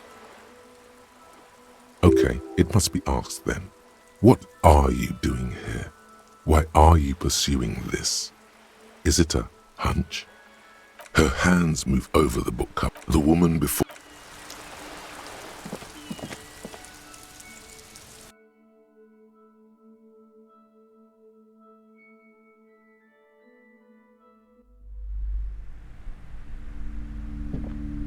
Hello again, esteemed officer, and welcome to Crime, Romance, and Biographies of Famous People.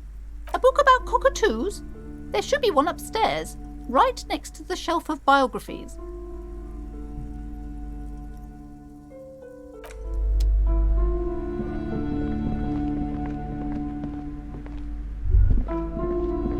A sulfur-crested cockatoo sits on the cover, its beak slightly open. It looks as if the bird is calling out the book title, From A to Zurich, a guide to a well-behaved cockatoo. Turns out that there are so many different cockatoo species, and they all have behavioral problems. You don't have behavioral problems. That's garbage. You're cool. It's a must-have if you own a cockatoo. I've heard they're quite capricious.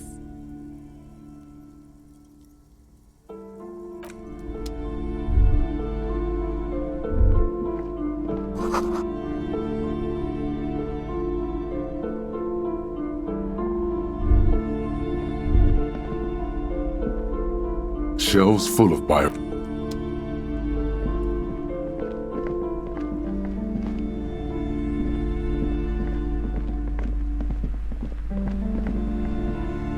Hi, Ace Detective. Are you here for more books?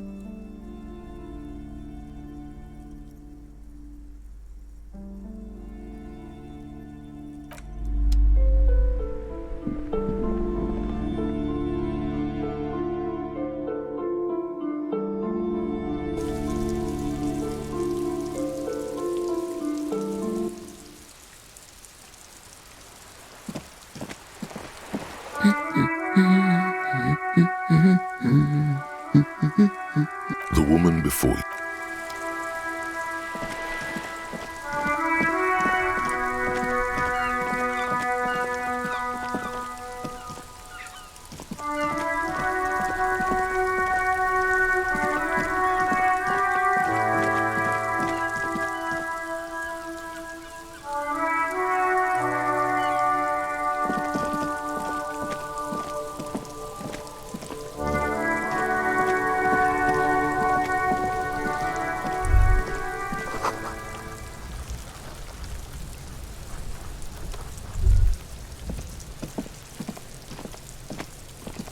What do you see? What do I think? Then, after hoisting him up, they stood in a semicircle. Indeed. They all stood. Yes, everything fits so. The lieutenant. Either way. What else?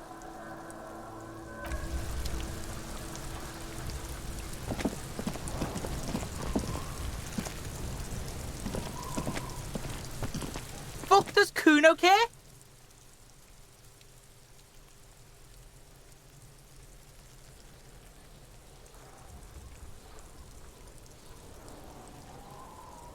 Yeah? The kingdom of Kuno? The fuck do you want with it?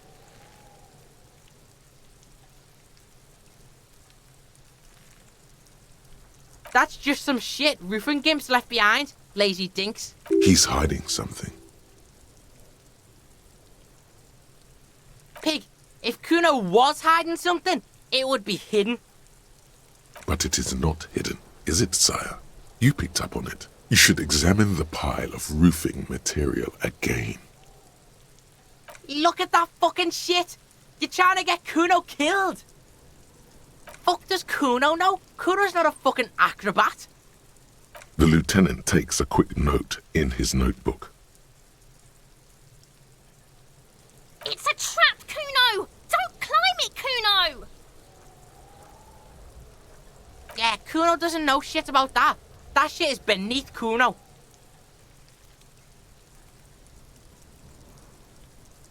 Listen! Kuno doesn't care about this small-time shit. Just listen. Kuno saw what you did there, dumpster diving. Sad shit. Kuno could hook you up with some sweet rags. Shit like Kuno's wearing. Your size, good price. 500 real. You'd have to be blind not to notice the giant white letters FALN running down his trouser leg.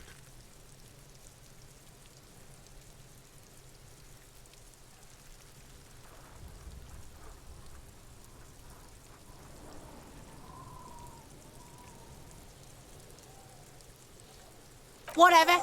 Kuno was trying to help you, but you're too fat for falling anyway, pig. The fuck? A mug in the trash? Is this about the fucking clothes again?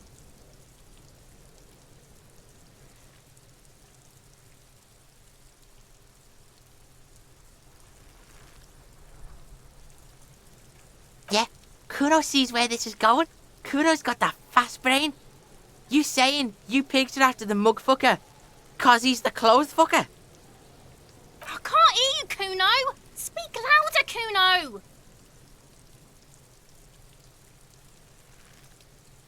Shit, that's tense. Someone's going to the beat-down basement, huh? Mug guy gonna get tied to the radiator. Kuno doesn't know who put that shit in there. And if he did, he wouldn't squeal. But if you find out, maybe you can... Tell the Kuno who it was. He's curious. He likes putting 2 and 2 together here. Stop turning into a pig, Kuno! They're trying to get you hooked on the snitching! Get away from my Kuno. Yeah? Get your bacon shit away. Kuno doesn't like to be seen with the popo. Get your shit done and out of Kuno's face. Look at that. Fuck does The lieutenant. It's a trap, Kuno! Don't climb it, Kuno! Yeah, whatever. Kuno doesn't give a shit. Kuno doesn't...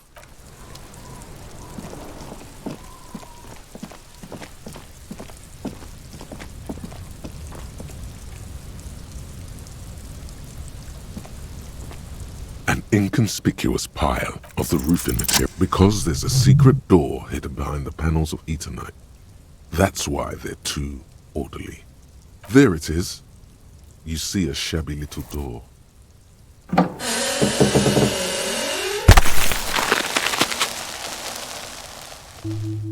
Good evening. What is this then? A tool shed?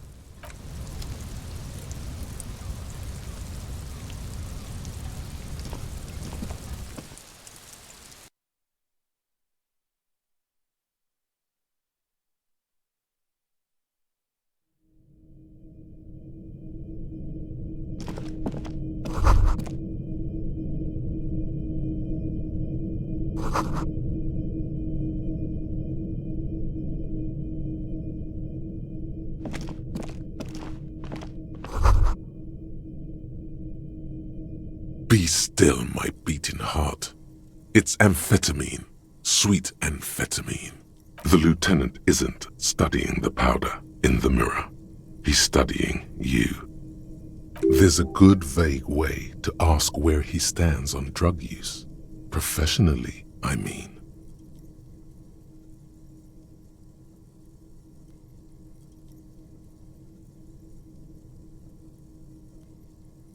Perhaps not. This is below our pay grade, detective. However, see that ladder there? It's probably another way into the industrial harbor, no? A secret path the local kids use.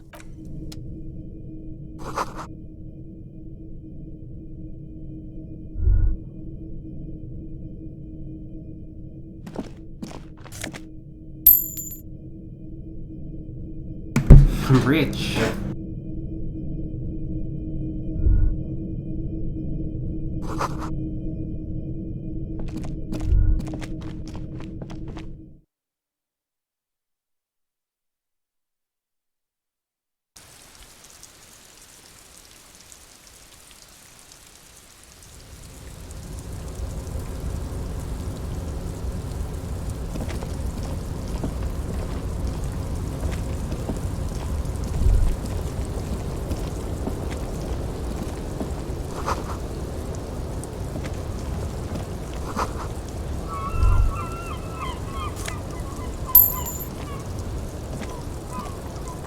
Rich, I tell you, Rich.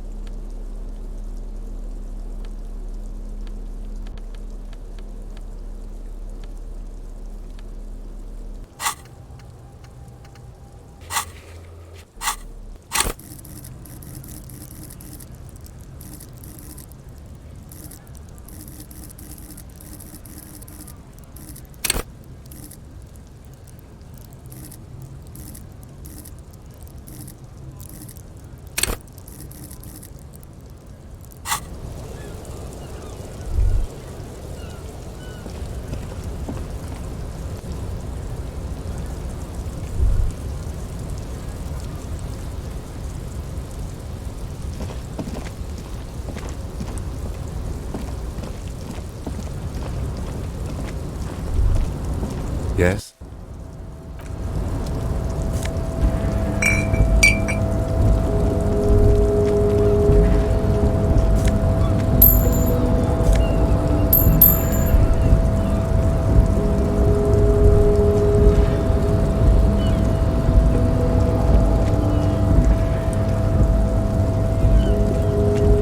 Looks like someone left his tarpaulin cloak hanging on the railing here. When the wind ruffles the cloak, you can most definitely see a white rectangle on its back.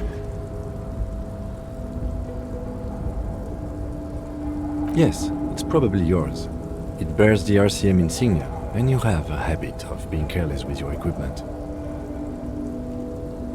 You could probably make the jump. You look like you've done some track and field in your day.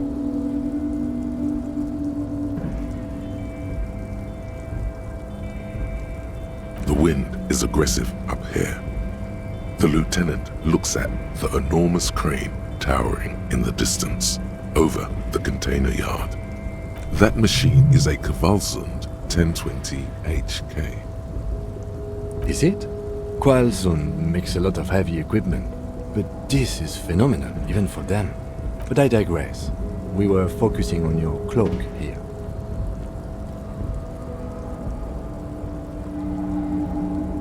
What are we doing? We're awfully close to breaking into the industrial harbor. They are bound to have information for us.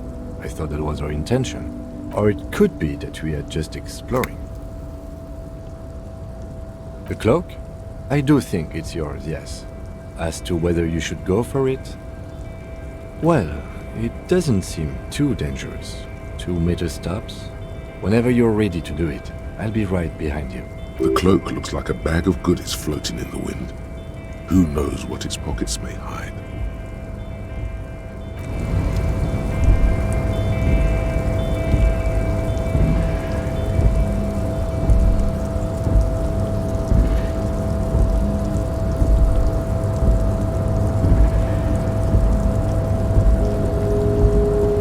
The tarpaulin cloak with possible RCM markings is still caught on the railing.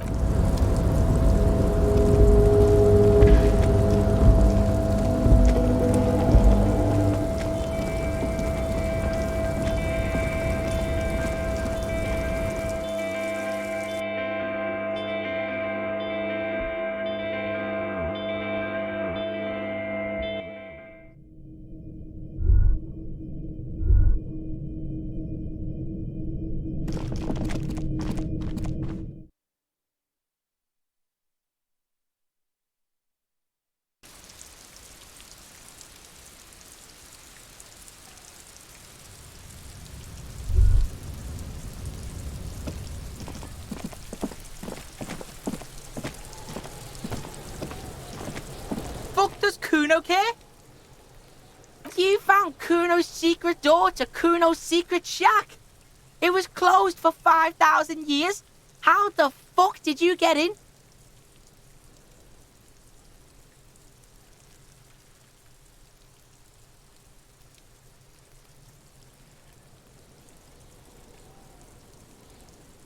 Pig, that's the past. You and Kuno are now. Let's talk about how you opened the secret door fucking at Kuno's kingdom. Shit, get the fuck out of here. He can't do that, Kuno. He's trying to fuck at you again. Pigs can't displace. Can't do that teleport shit. How did you like it in there, pig old boy? Kuno's got a lot of cool shit there, right? Oh, that? Kuno decapitates pigs. That's just a Kuno demo tape. Yeah, Kuno plays on snuff radio, fucks pigs, live, fucks their heads off. Kuno's a cop killer.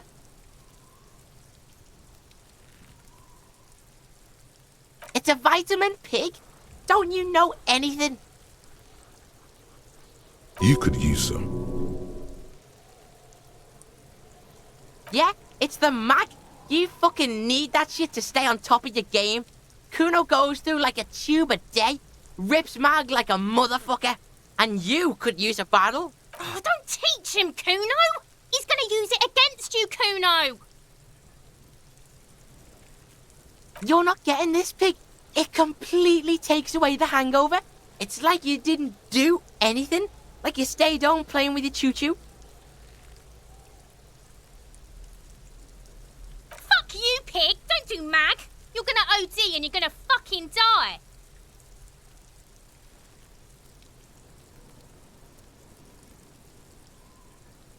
That's where Kuno gets his daily hit of electric. Kuno Shazam. Kuno rides the fucking lightning in there, pig. Bet you'd like to ride the lightning too, wouldn't you? You feel tired and old, but you could have that sparkle in your eyes. Is it? You got pretty fucked. Kuno's surprised you've still got your head after all that. Don't sweat it, drunk pig. Kuno will keep your nasty secrets. Kuno's not snitching. He's saying you climbed up there. He probably saw you do it. Yet, that conclusively explains how the coke got up there. Of course you fucking can. How do you think Kuno made all the docky boys his gimps? Just gotta fly, pig.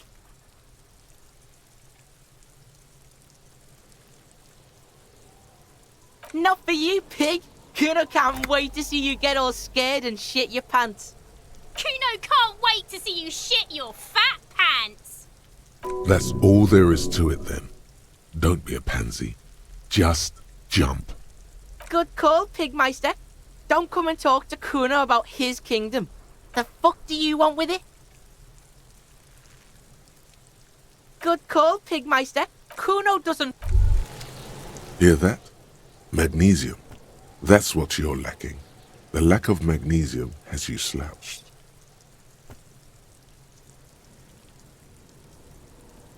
Yes, and it's critical.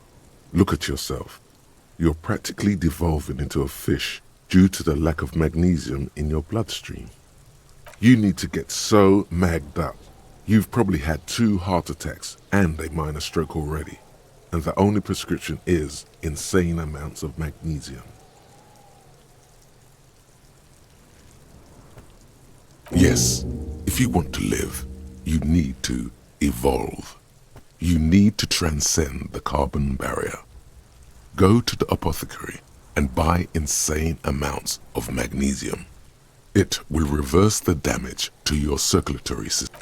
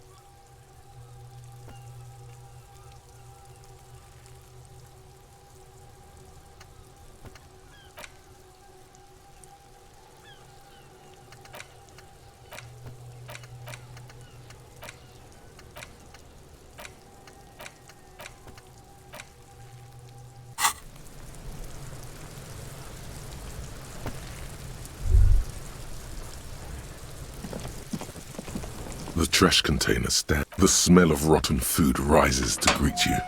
You see soggy cartons, dirty rags, and organic waste. There's nothing more of interest in. Not much to see here. You see, you've done this before. The movements are recorded. A box falls into pieces in your hands. Batiste Soleil cereal. There are. You see, milk. You've done this before. A box falls into pieces in your hand. You see, you've done this. A box falls. The container sounds a muffled gong.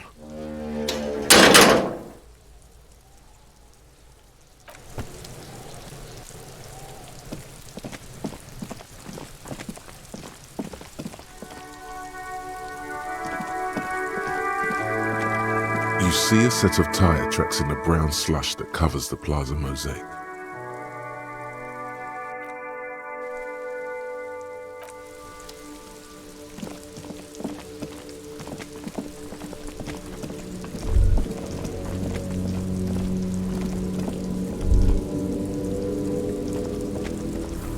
Now it's turning into a kind of a snow limbo, man.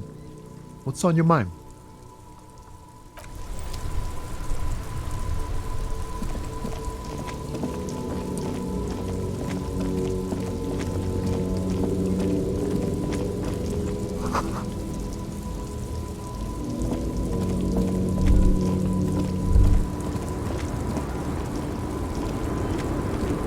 The woman still has no response, no response, no response.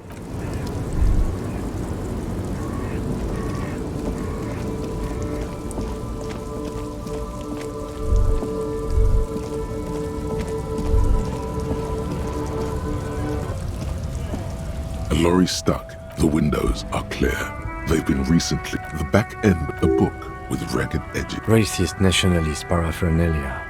Not unusual. Likely, yes. There he is.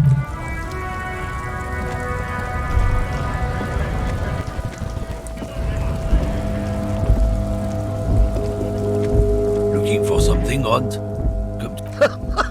Oh man, that's great. Look at that guy go. God damn. Thanks for that, but no, it's not mine. He doesn't live in Martinez.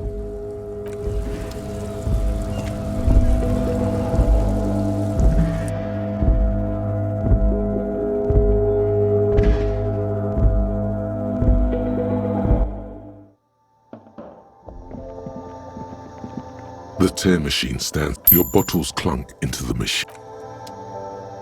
Oh, Rich.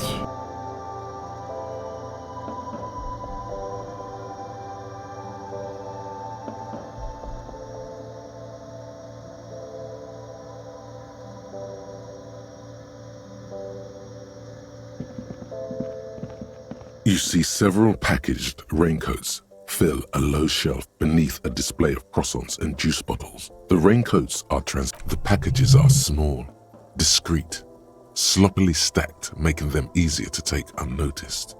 No need to worry about knocking over a display. What is what? It's a raincoat. If you want to buy one, then it's only 4 real. Her attention is drawn to the raincoats. Stealing one undetected will now be more difficult.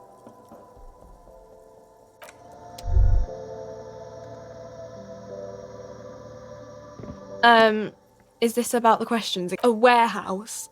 I don't know. Maybe. I don't really care what Frit does.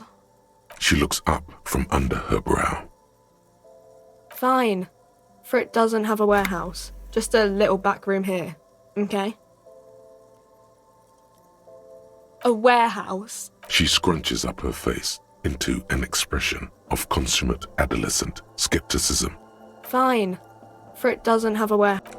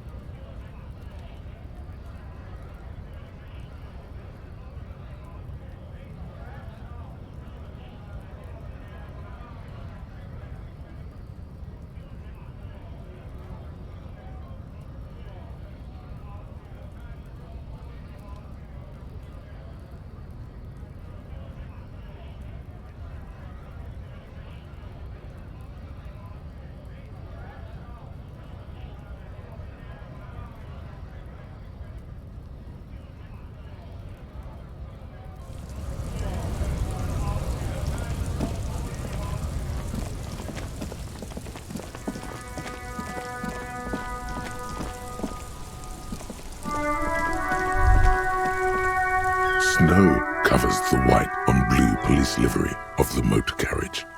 The white colors nearly meld together. Do something important? Something murder-related? There's always something important. Doesn't mean you can't take a moment to admire this piece of machinery. This is a Caprice Kinema, the Caprice Motor Corps follow-up to their highly successful workhorse, Caprice 40, and the answer to the Lum's racing breed, Ferv series. With its air-cooled, rear-mounted 12-cylinder compression ignition engine, driving the rear wheels through a 4-speed manual gearbox, the Kinema is able to reach 100 kilometers per hour in 13.5 seconds and go on to a top speed of 180 kilometers an hour. The high center of balance is offset by a large battery bank mounted at the bottom of the cabin, feeding all the auxiliary systems and making the Kinema effectively a mobile power plant. Due to a quite steep price tag, it is very unusual to see one in police livery.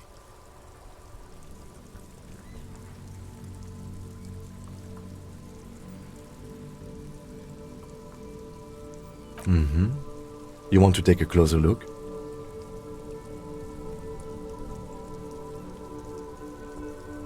$130. I reckon that's a 7-liter V12 there. Man, that's got to be a major advancement over the KR18 GU engine on the old Caprice 40. 7.2. Supercharged.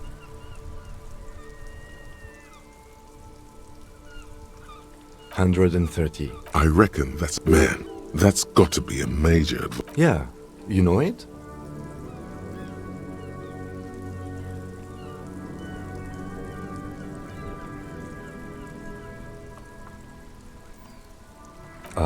Yes, that's right. I'm very impressed that you know these things. Yes, an extraordinary machine. It's nice and all, but why so modest? Put some zing into it. Flare it up. Slam it down. Helium headlights would improve the range and quality of the visual field a lot. Actually, I have a pair at home. Just haven't gotten around to fitting them yet. I need to lay some wiring for the ballast first. Oh, yes, let's definitely think about it. He is not enthused about the idea. Yes. It's nice and all. Helium headlights would improve the range and quality of the visual field a lot. Sorry, I'm not... Lingo it up.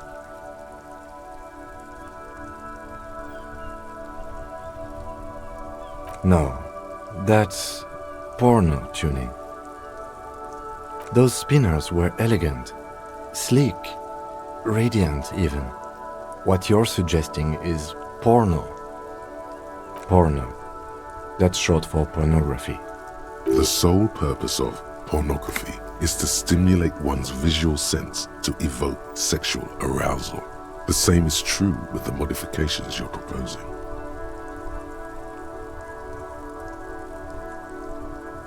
That's a negative on the porno. Thank you, though.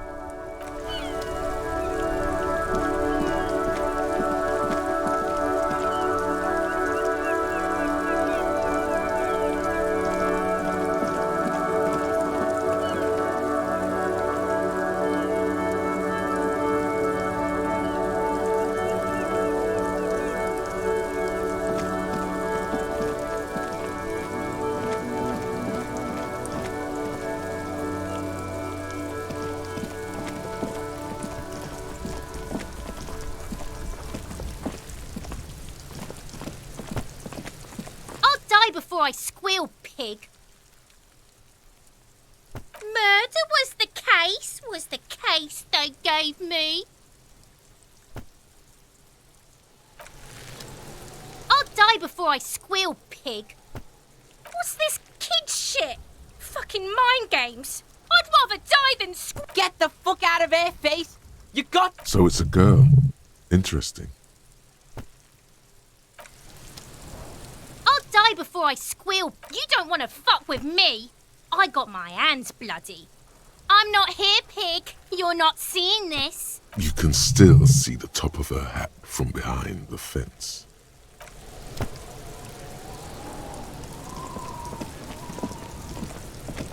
Fuck does Kuno care? Yeah? The kingdom of... Yeah, whatever. Kuno doesn't...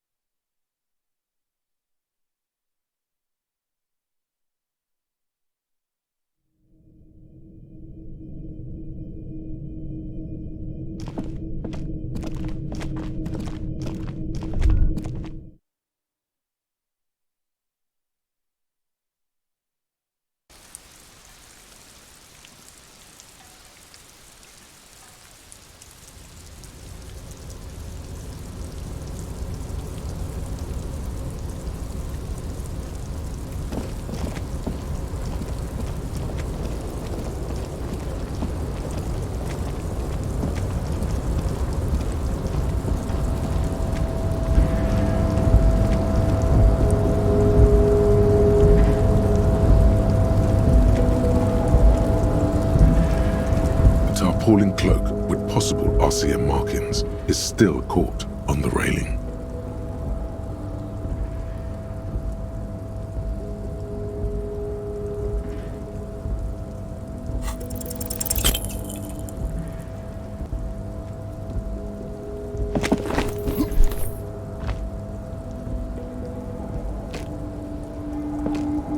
Nope, no, that's still too high. What were you thinking? You're not a gymnast, you're a boxer, and you've climbed way too high up here. You could have died there. Shit. I'm failing you. This wasn't part of our deal. Hey, what happened? I understand. We can always come back when you are feeling better. It's just a cloak after all.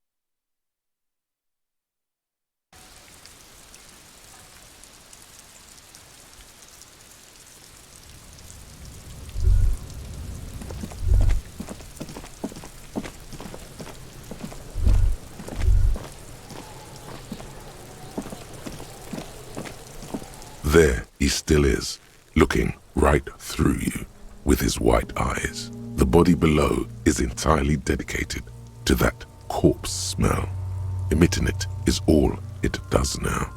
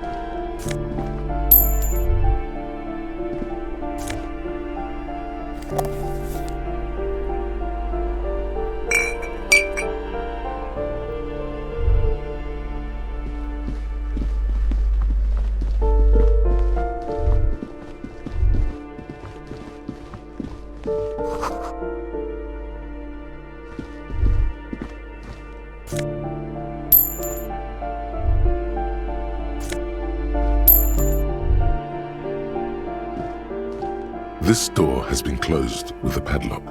A chalk-drawn number on the board says, number 11. No reply. No reply. No reply. No reply. It's a solid lump of metal, but the shackle is deeply corroded. A solid pair of chain cutters. Better whip out those cutters. You won't get very far otherwise.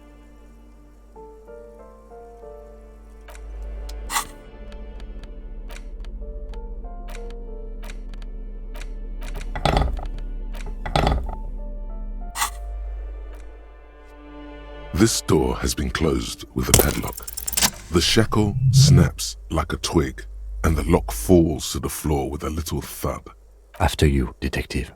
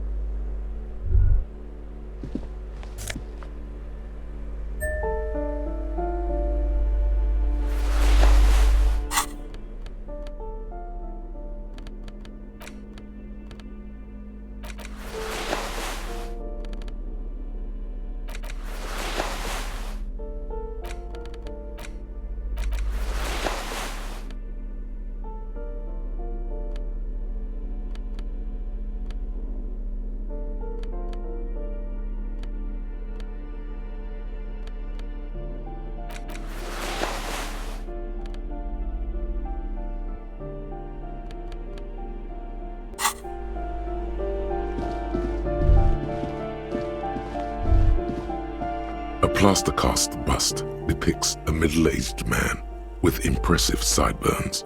The name on the plinth reads Kraz Mazov. Kraz Mazov, nom de guerre, was an economist and a theoretical historian. He was a leading figure in the Grad side of the turn-of-the-century revolution, where he headed the 9-day government. Mazov is considered the father of scientific communism, Mazovian thought, or Mazovianism.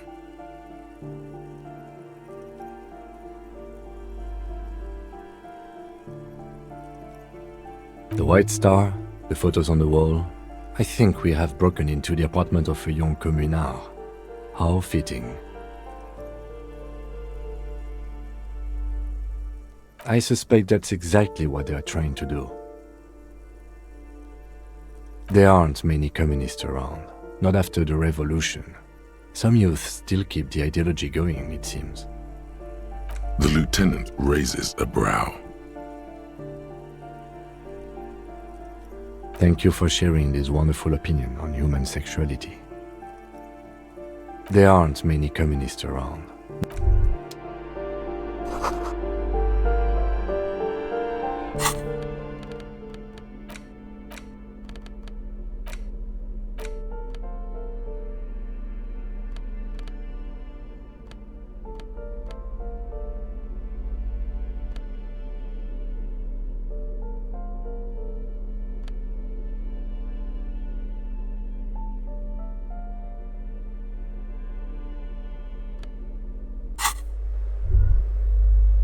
A plaster cast but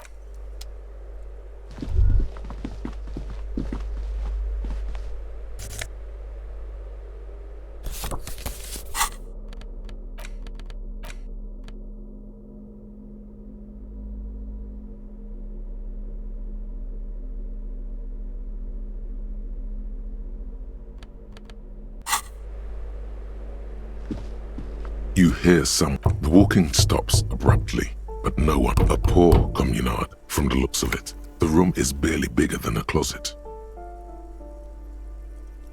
Do I have to open the door? Do you have a warrant? I'm not obligated to open the door if you don't have a warrant. Let's go. We don't have a reason to get inside that apartment. It's generally easier to do things if you have literally any reason.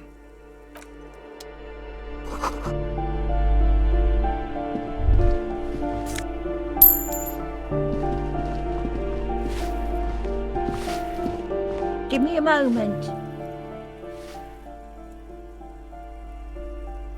The cold never does any good for my bronchitis.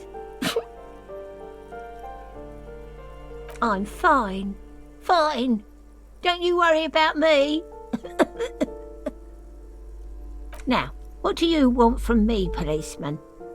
She's the cleaning lady. She knows the floor plan and the residence. I'm no one.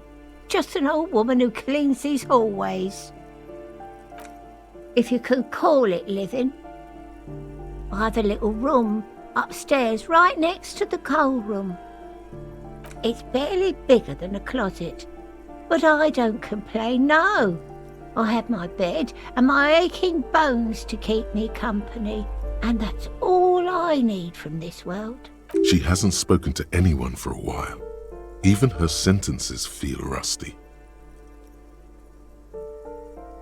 Yes, I know who you mean. The scrawny boy who's always smoking like the devil, right? Somewhere in the building, a child starts crying. You hear a radio tuned to a talk show and someone taking a shower. What's he in trouble for? Talk?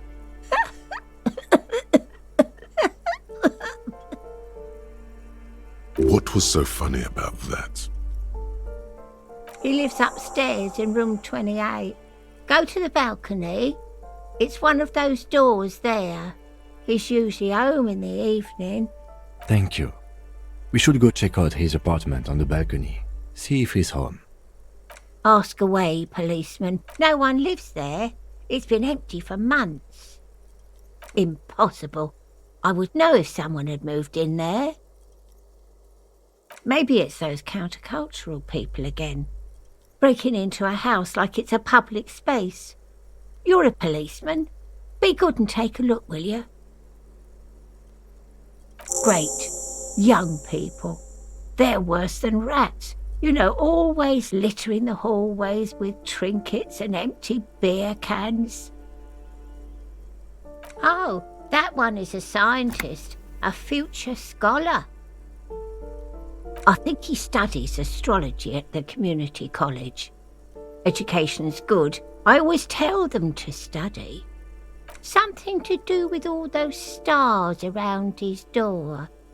He asked me to leave his drawings up on the wall. The symbol of what now?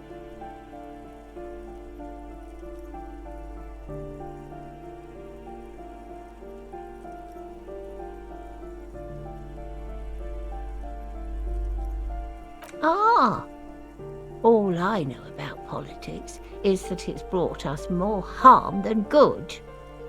The artiste? Nothing I can do about her, I'm afraid. She ruins the walls faster than I can clean them. Still, she leaves an old lady to her business, more than I can say for others. She mumbles some kind of a response, then hacks something.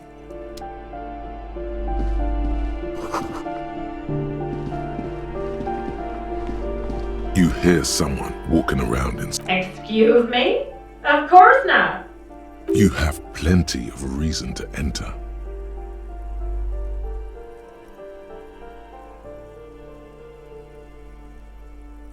Oh, come on. Well, that was easy. That was smart.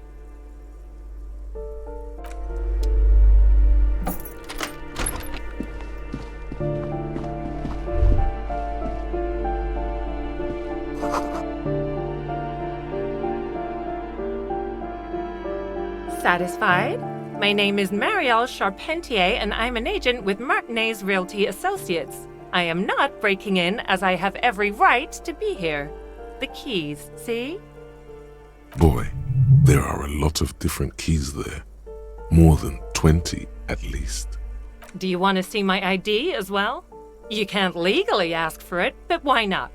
Want to see my residence permit too?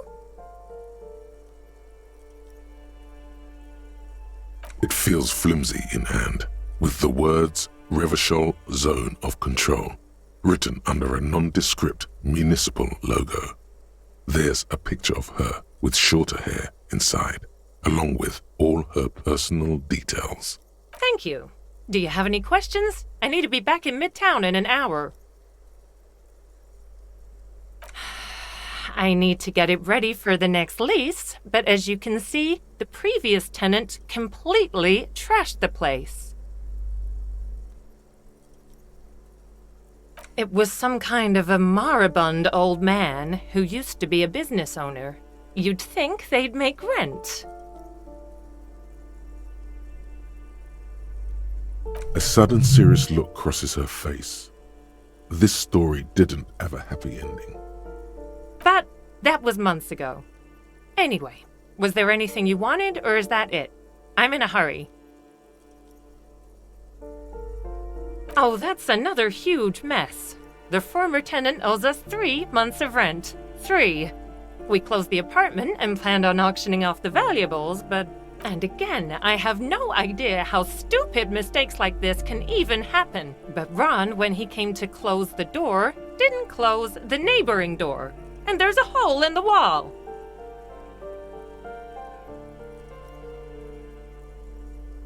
A hole in the wall. Can you believe it? And then the tenant ran off with his stuff. He's gone. The money's gone. Just like that. The sum must have been puny.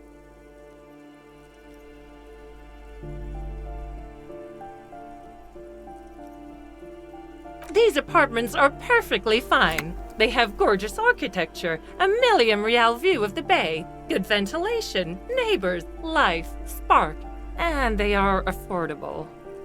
I'll tell you, Martinez has a future. In a few years, it's going to blossom with artists and creatives and those radio computer wizards. Don't ask me what happened with the wall. I have no idea how we're going to find the time or resources to fix it. Both apartments are now unrentable. Both.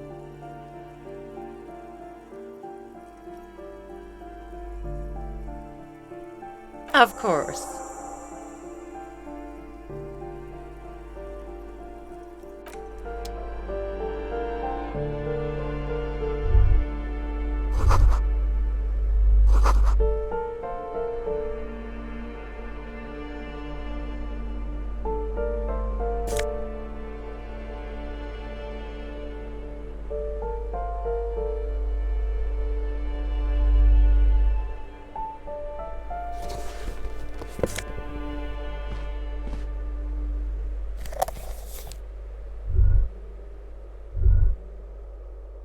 What now?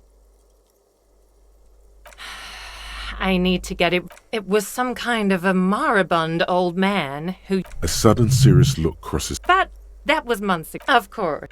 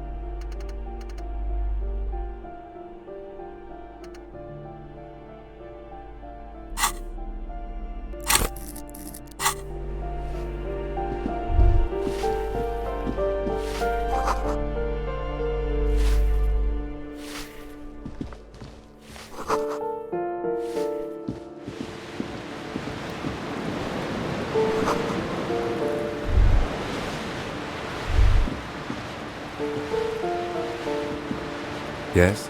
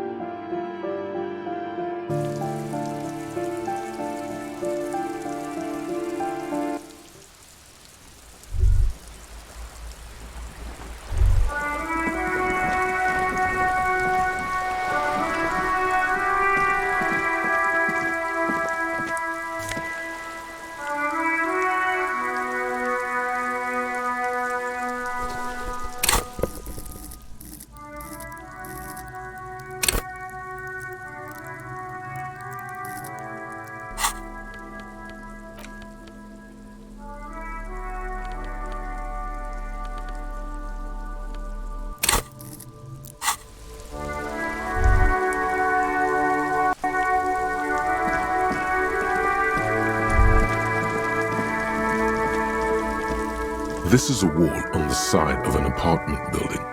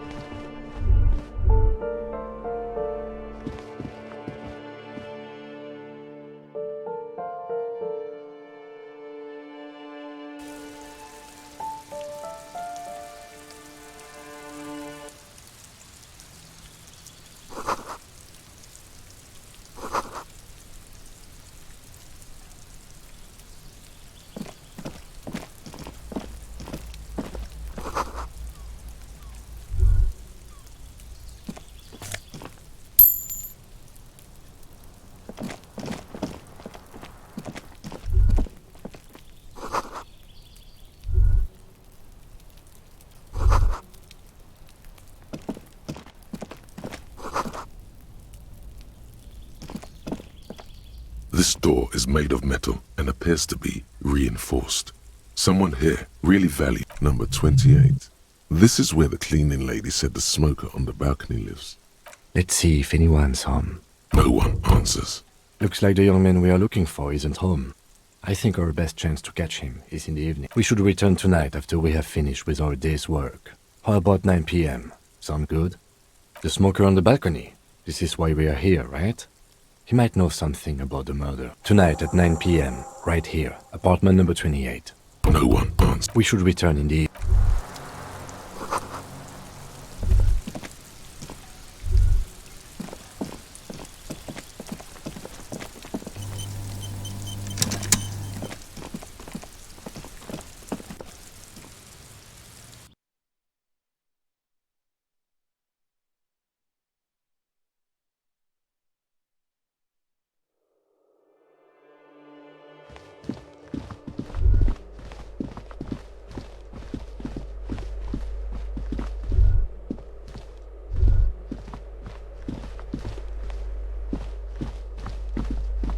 That isn't just a five-pointed star. It's an inverted white pentagram cradled in a wreath of antlers. The iconography of communism, in other words. I'll keep my armistice handy, detective. He doesn't actually reach for his gun. The Star and Antlers was developed in the 6th decade of the last century and quickly adopted by Mezov and the Communards during the Revolution. Even today, half a century after, the Star and Antlers retains the ability to evoke hope, disappointment, and fear in equal measure, to symbolize the toppling of the old order. Also, some social democrats were already using it. The wreath of antlers represents a natural crown. It was about building a society that could exist in accord with the natural world, and at the same time above it.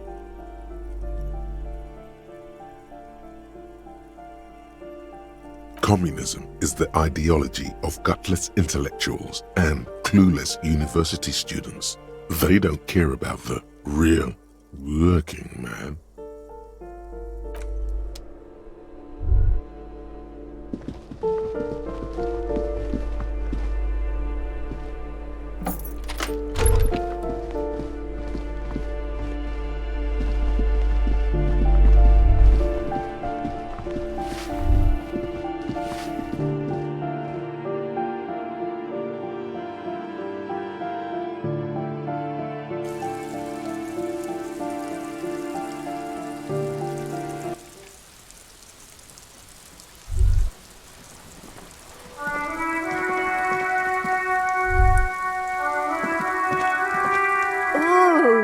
The piggies have learned how to saunter up staircases. I didn't think you could do that with hooves. But here you are. Yeah, I can see that. Cool mutations. That smell coming from her paint bucket, it's not paint, it's heavy fuel oil. Red-dyed heavy fuel oil is only used in government vehicles, or at least that's the idea. What did you think I was using? Aquarels? Sucked it out of a cop's fuel tank myself, back in Jamrock. Something to think about next time you're driving around in your pretty little piggy carriage.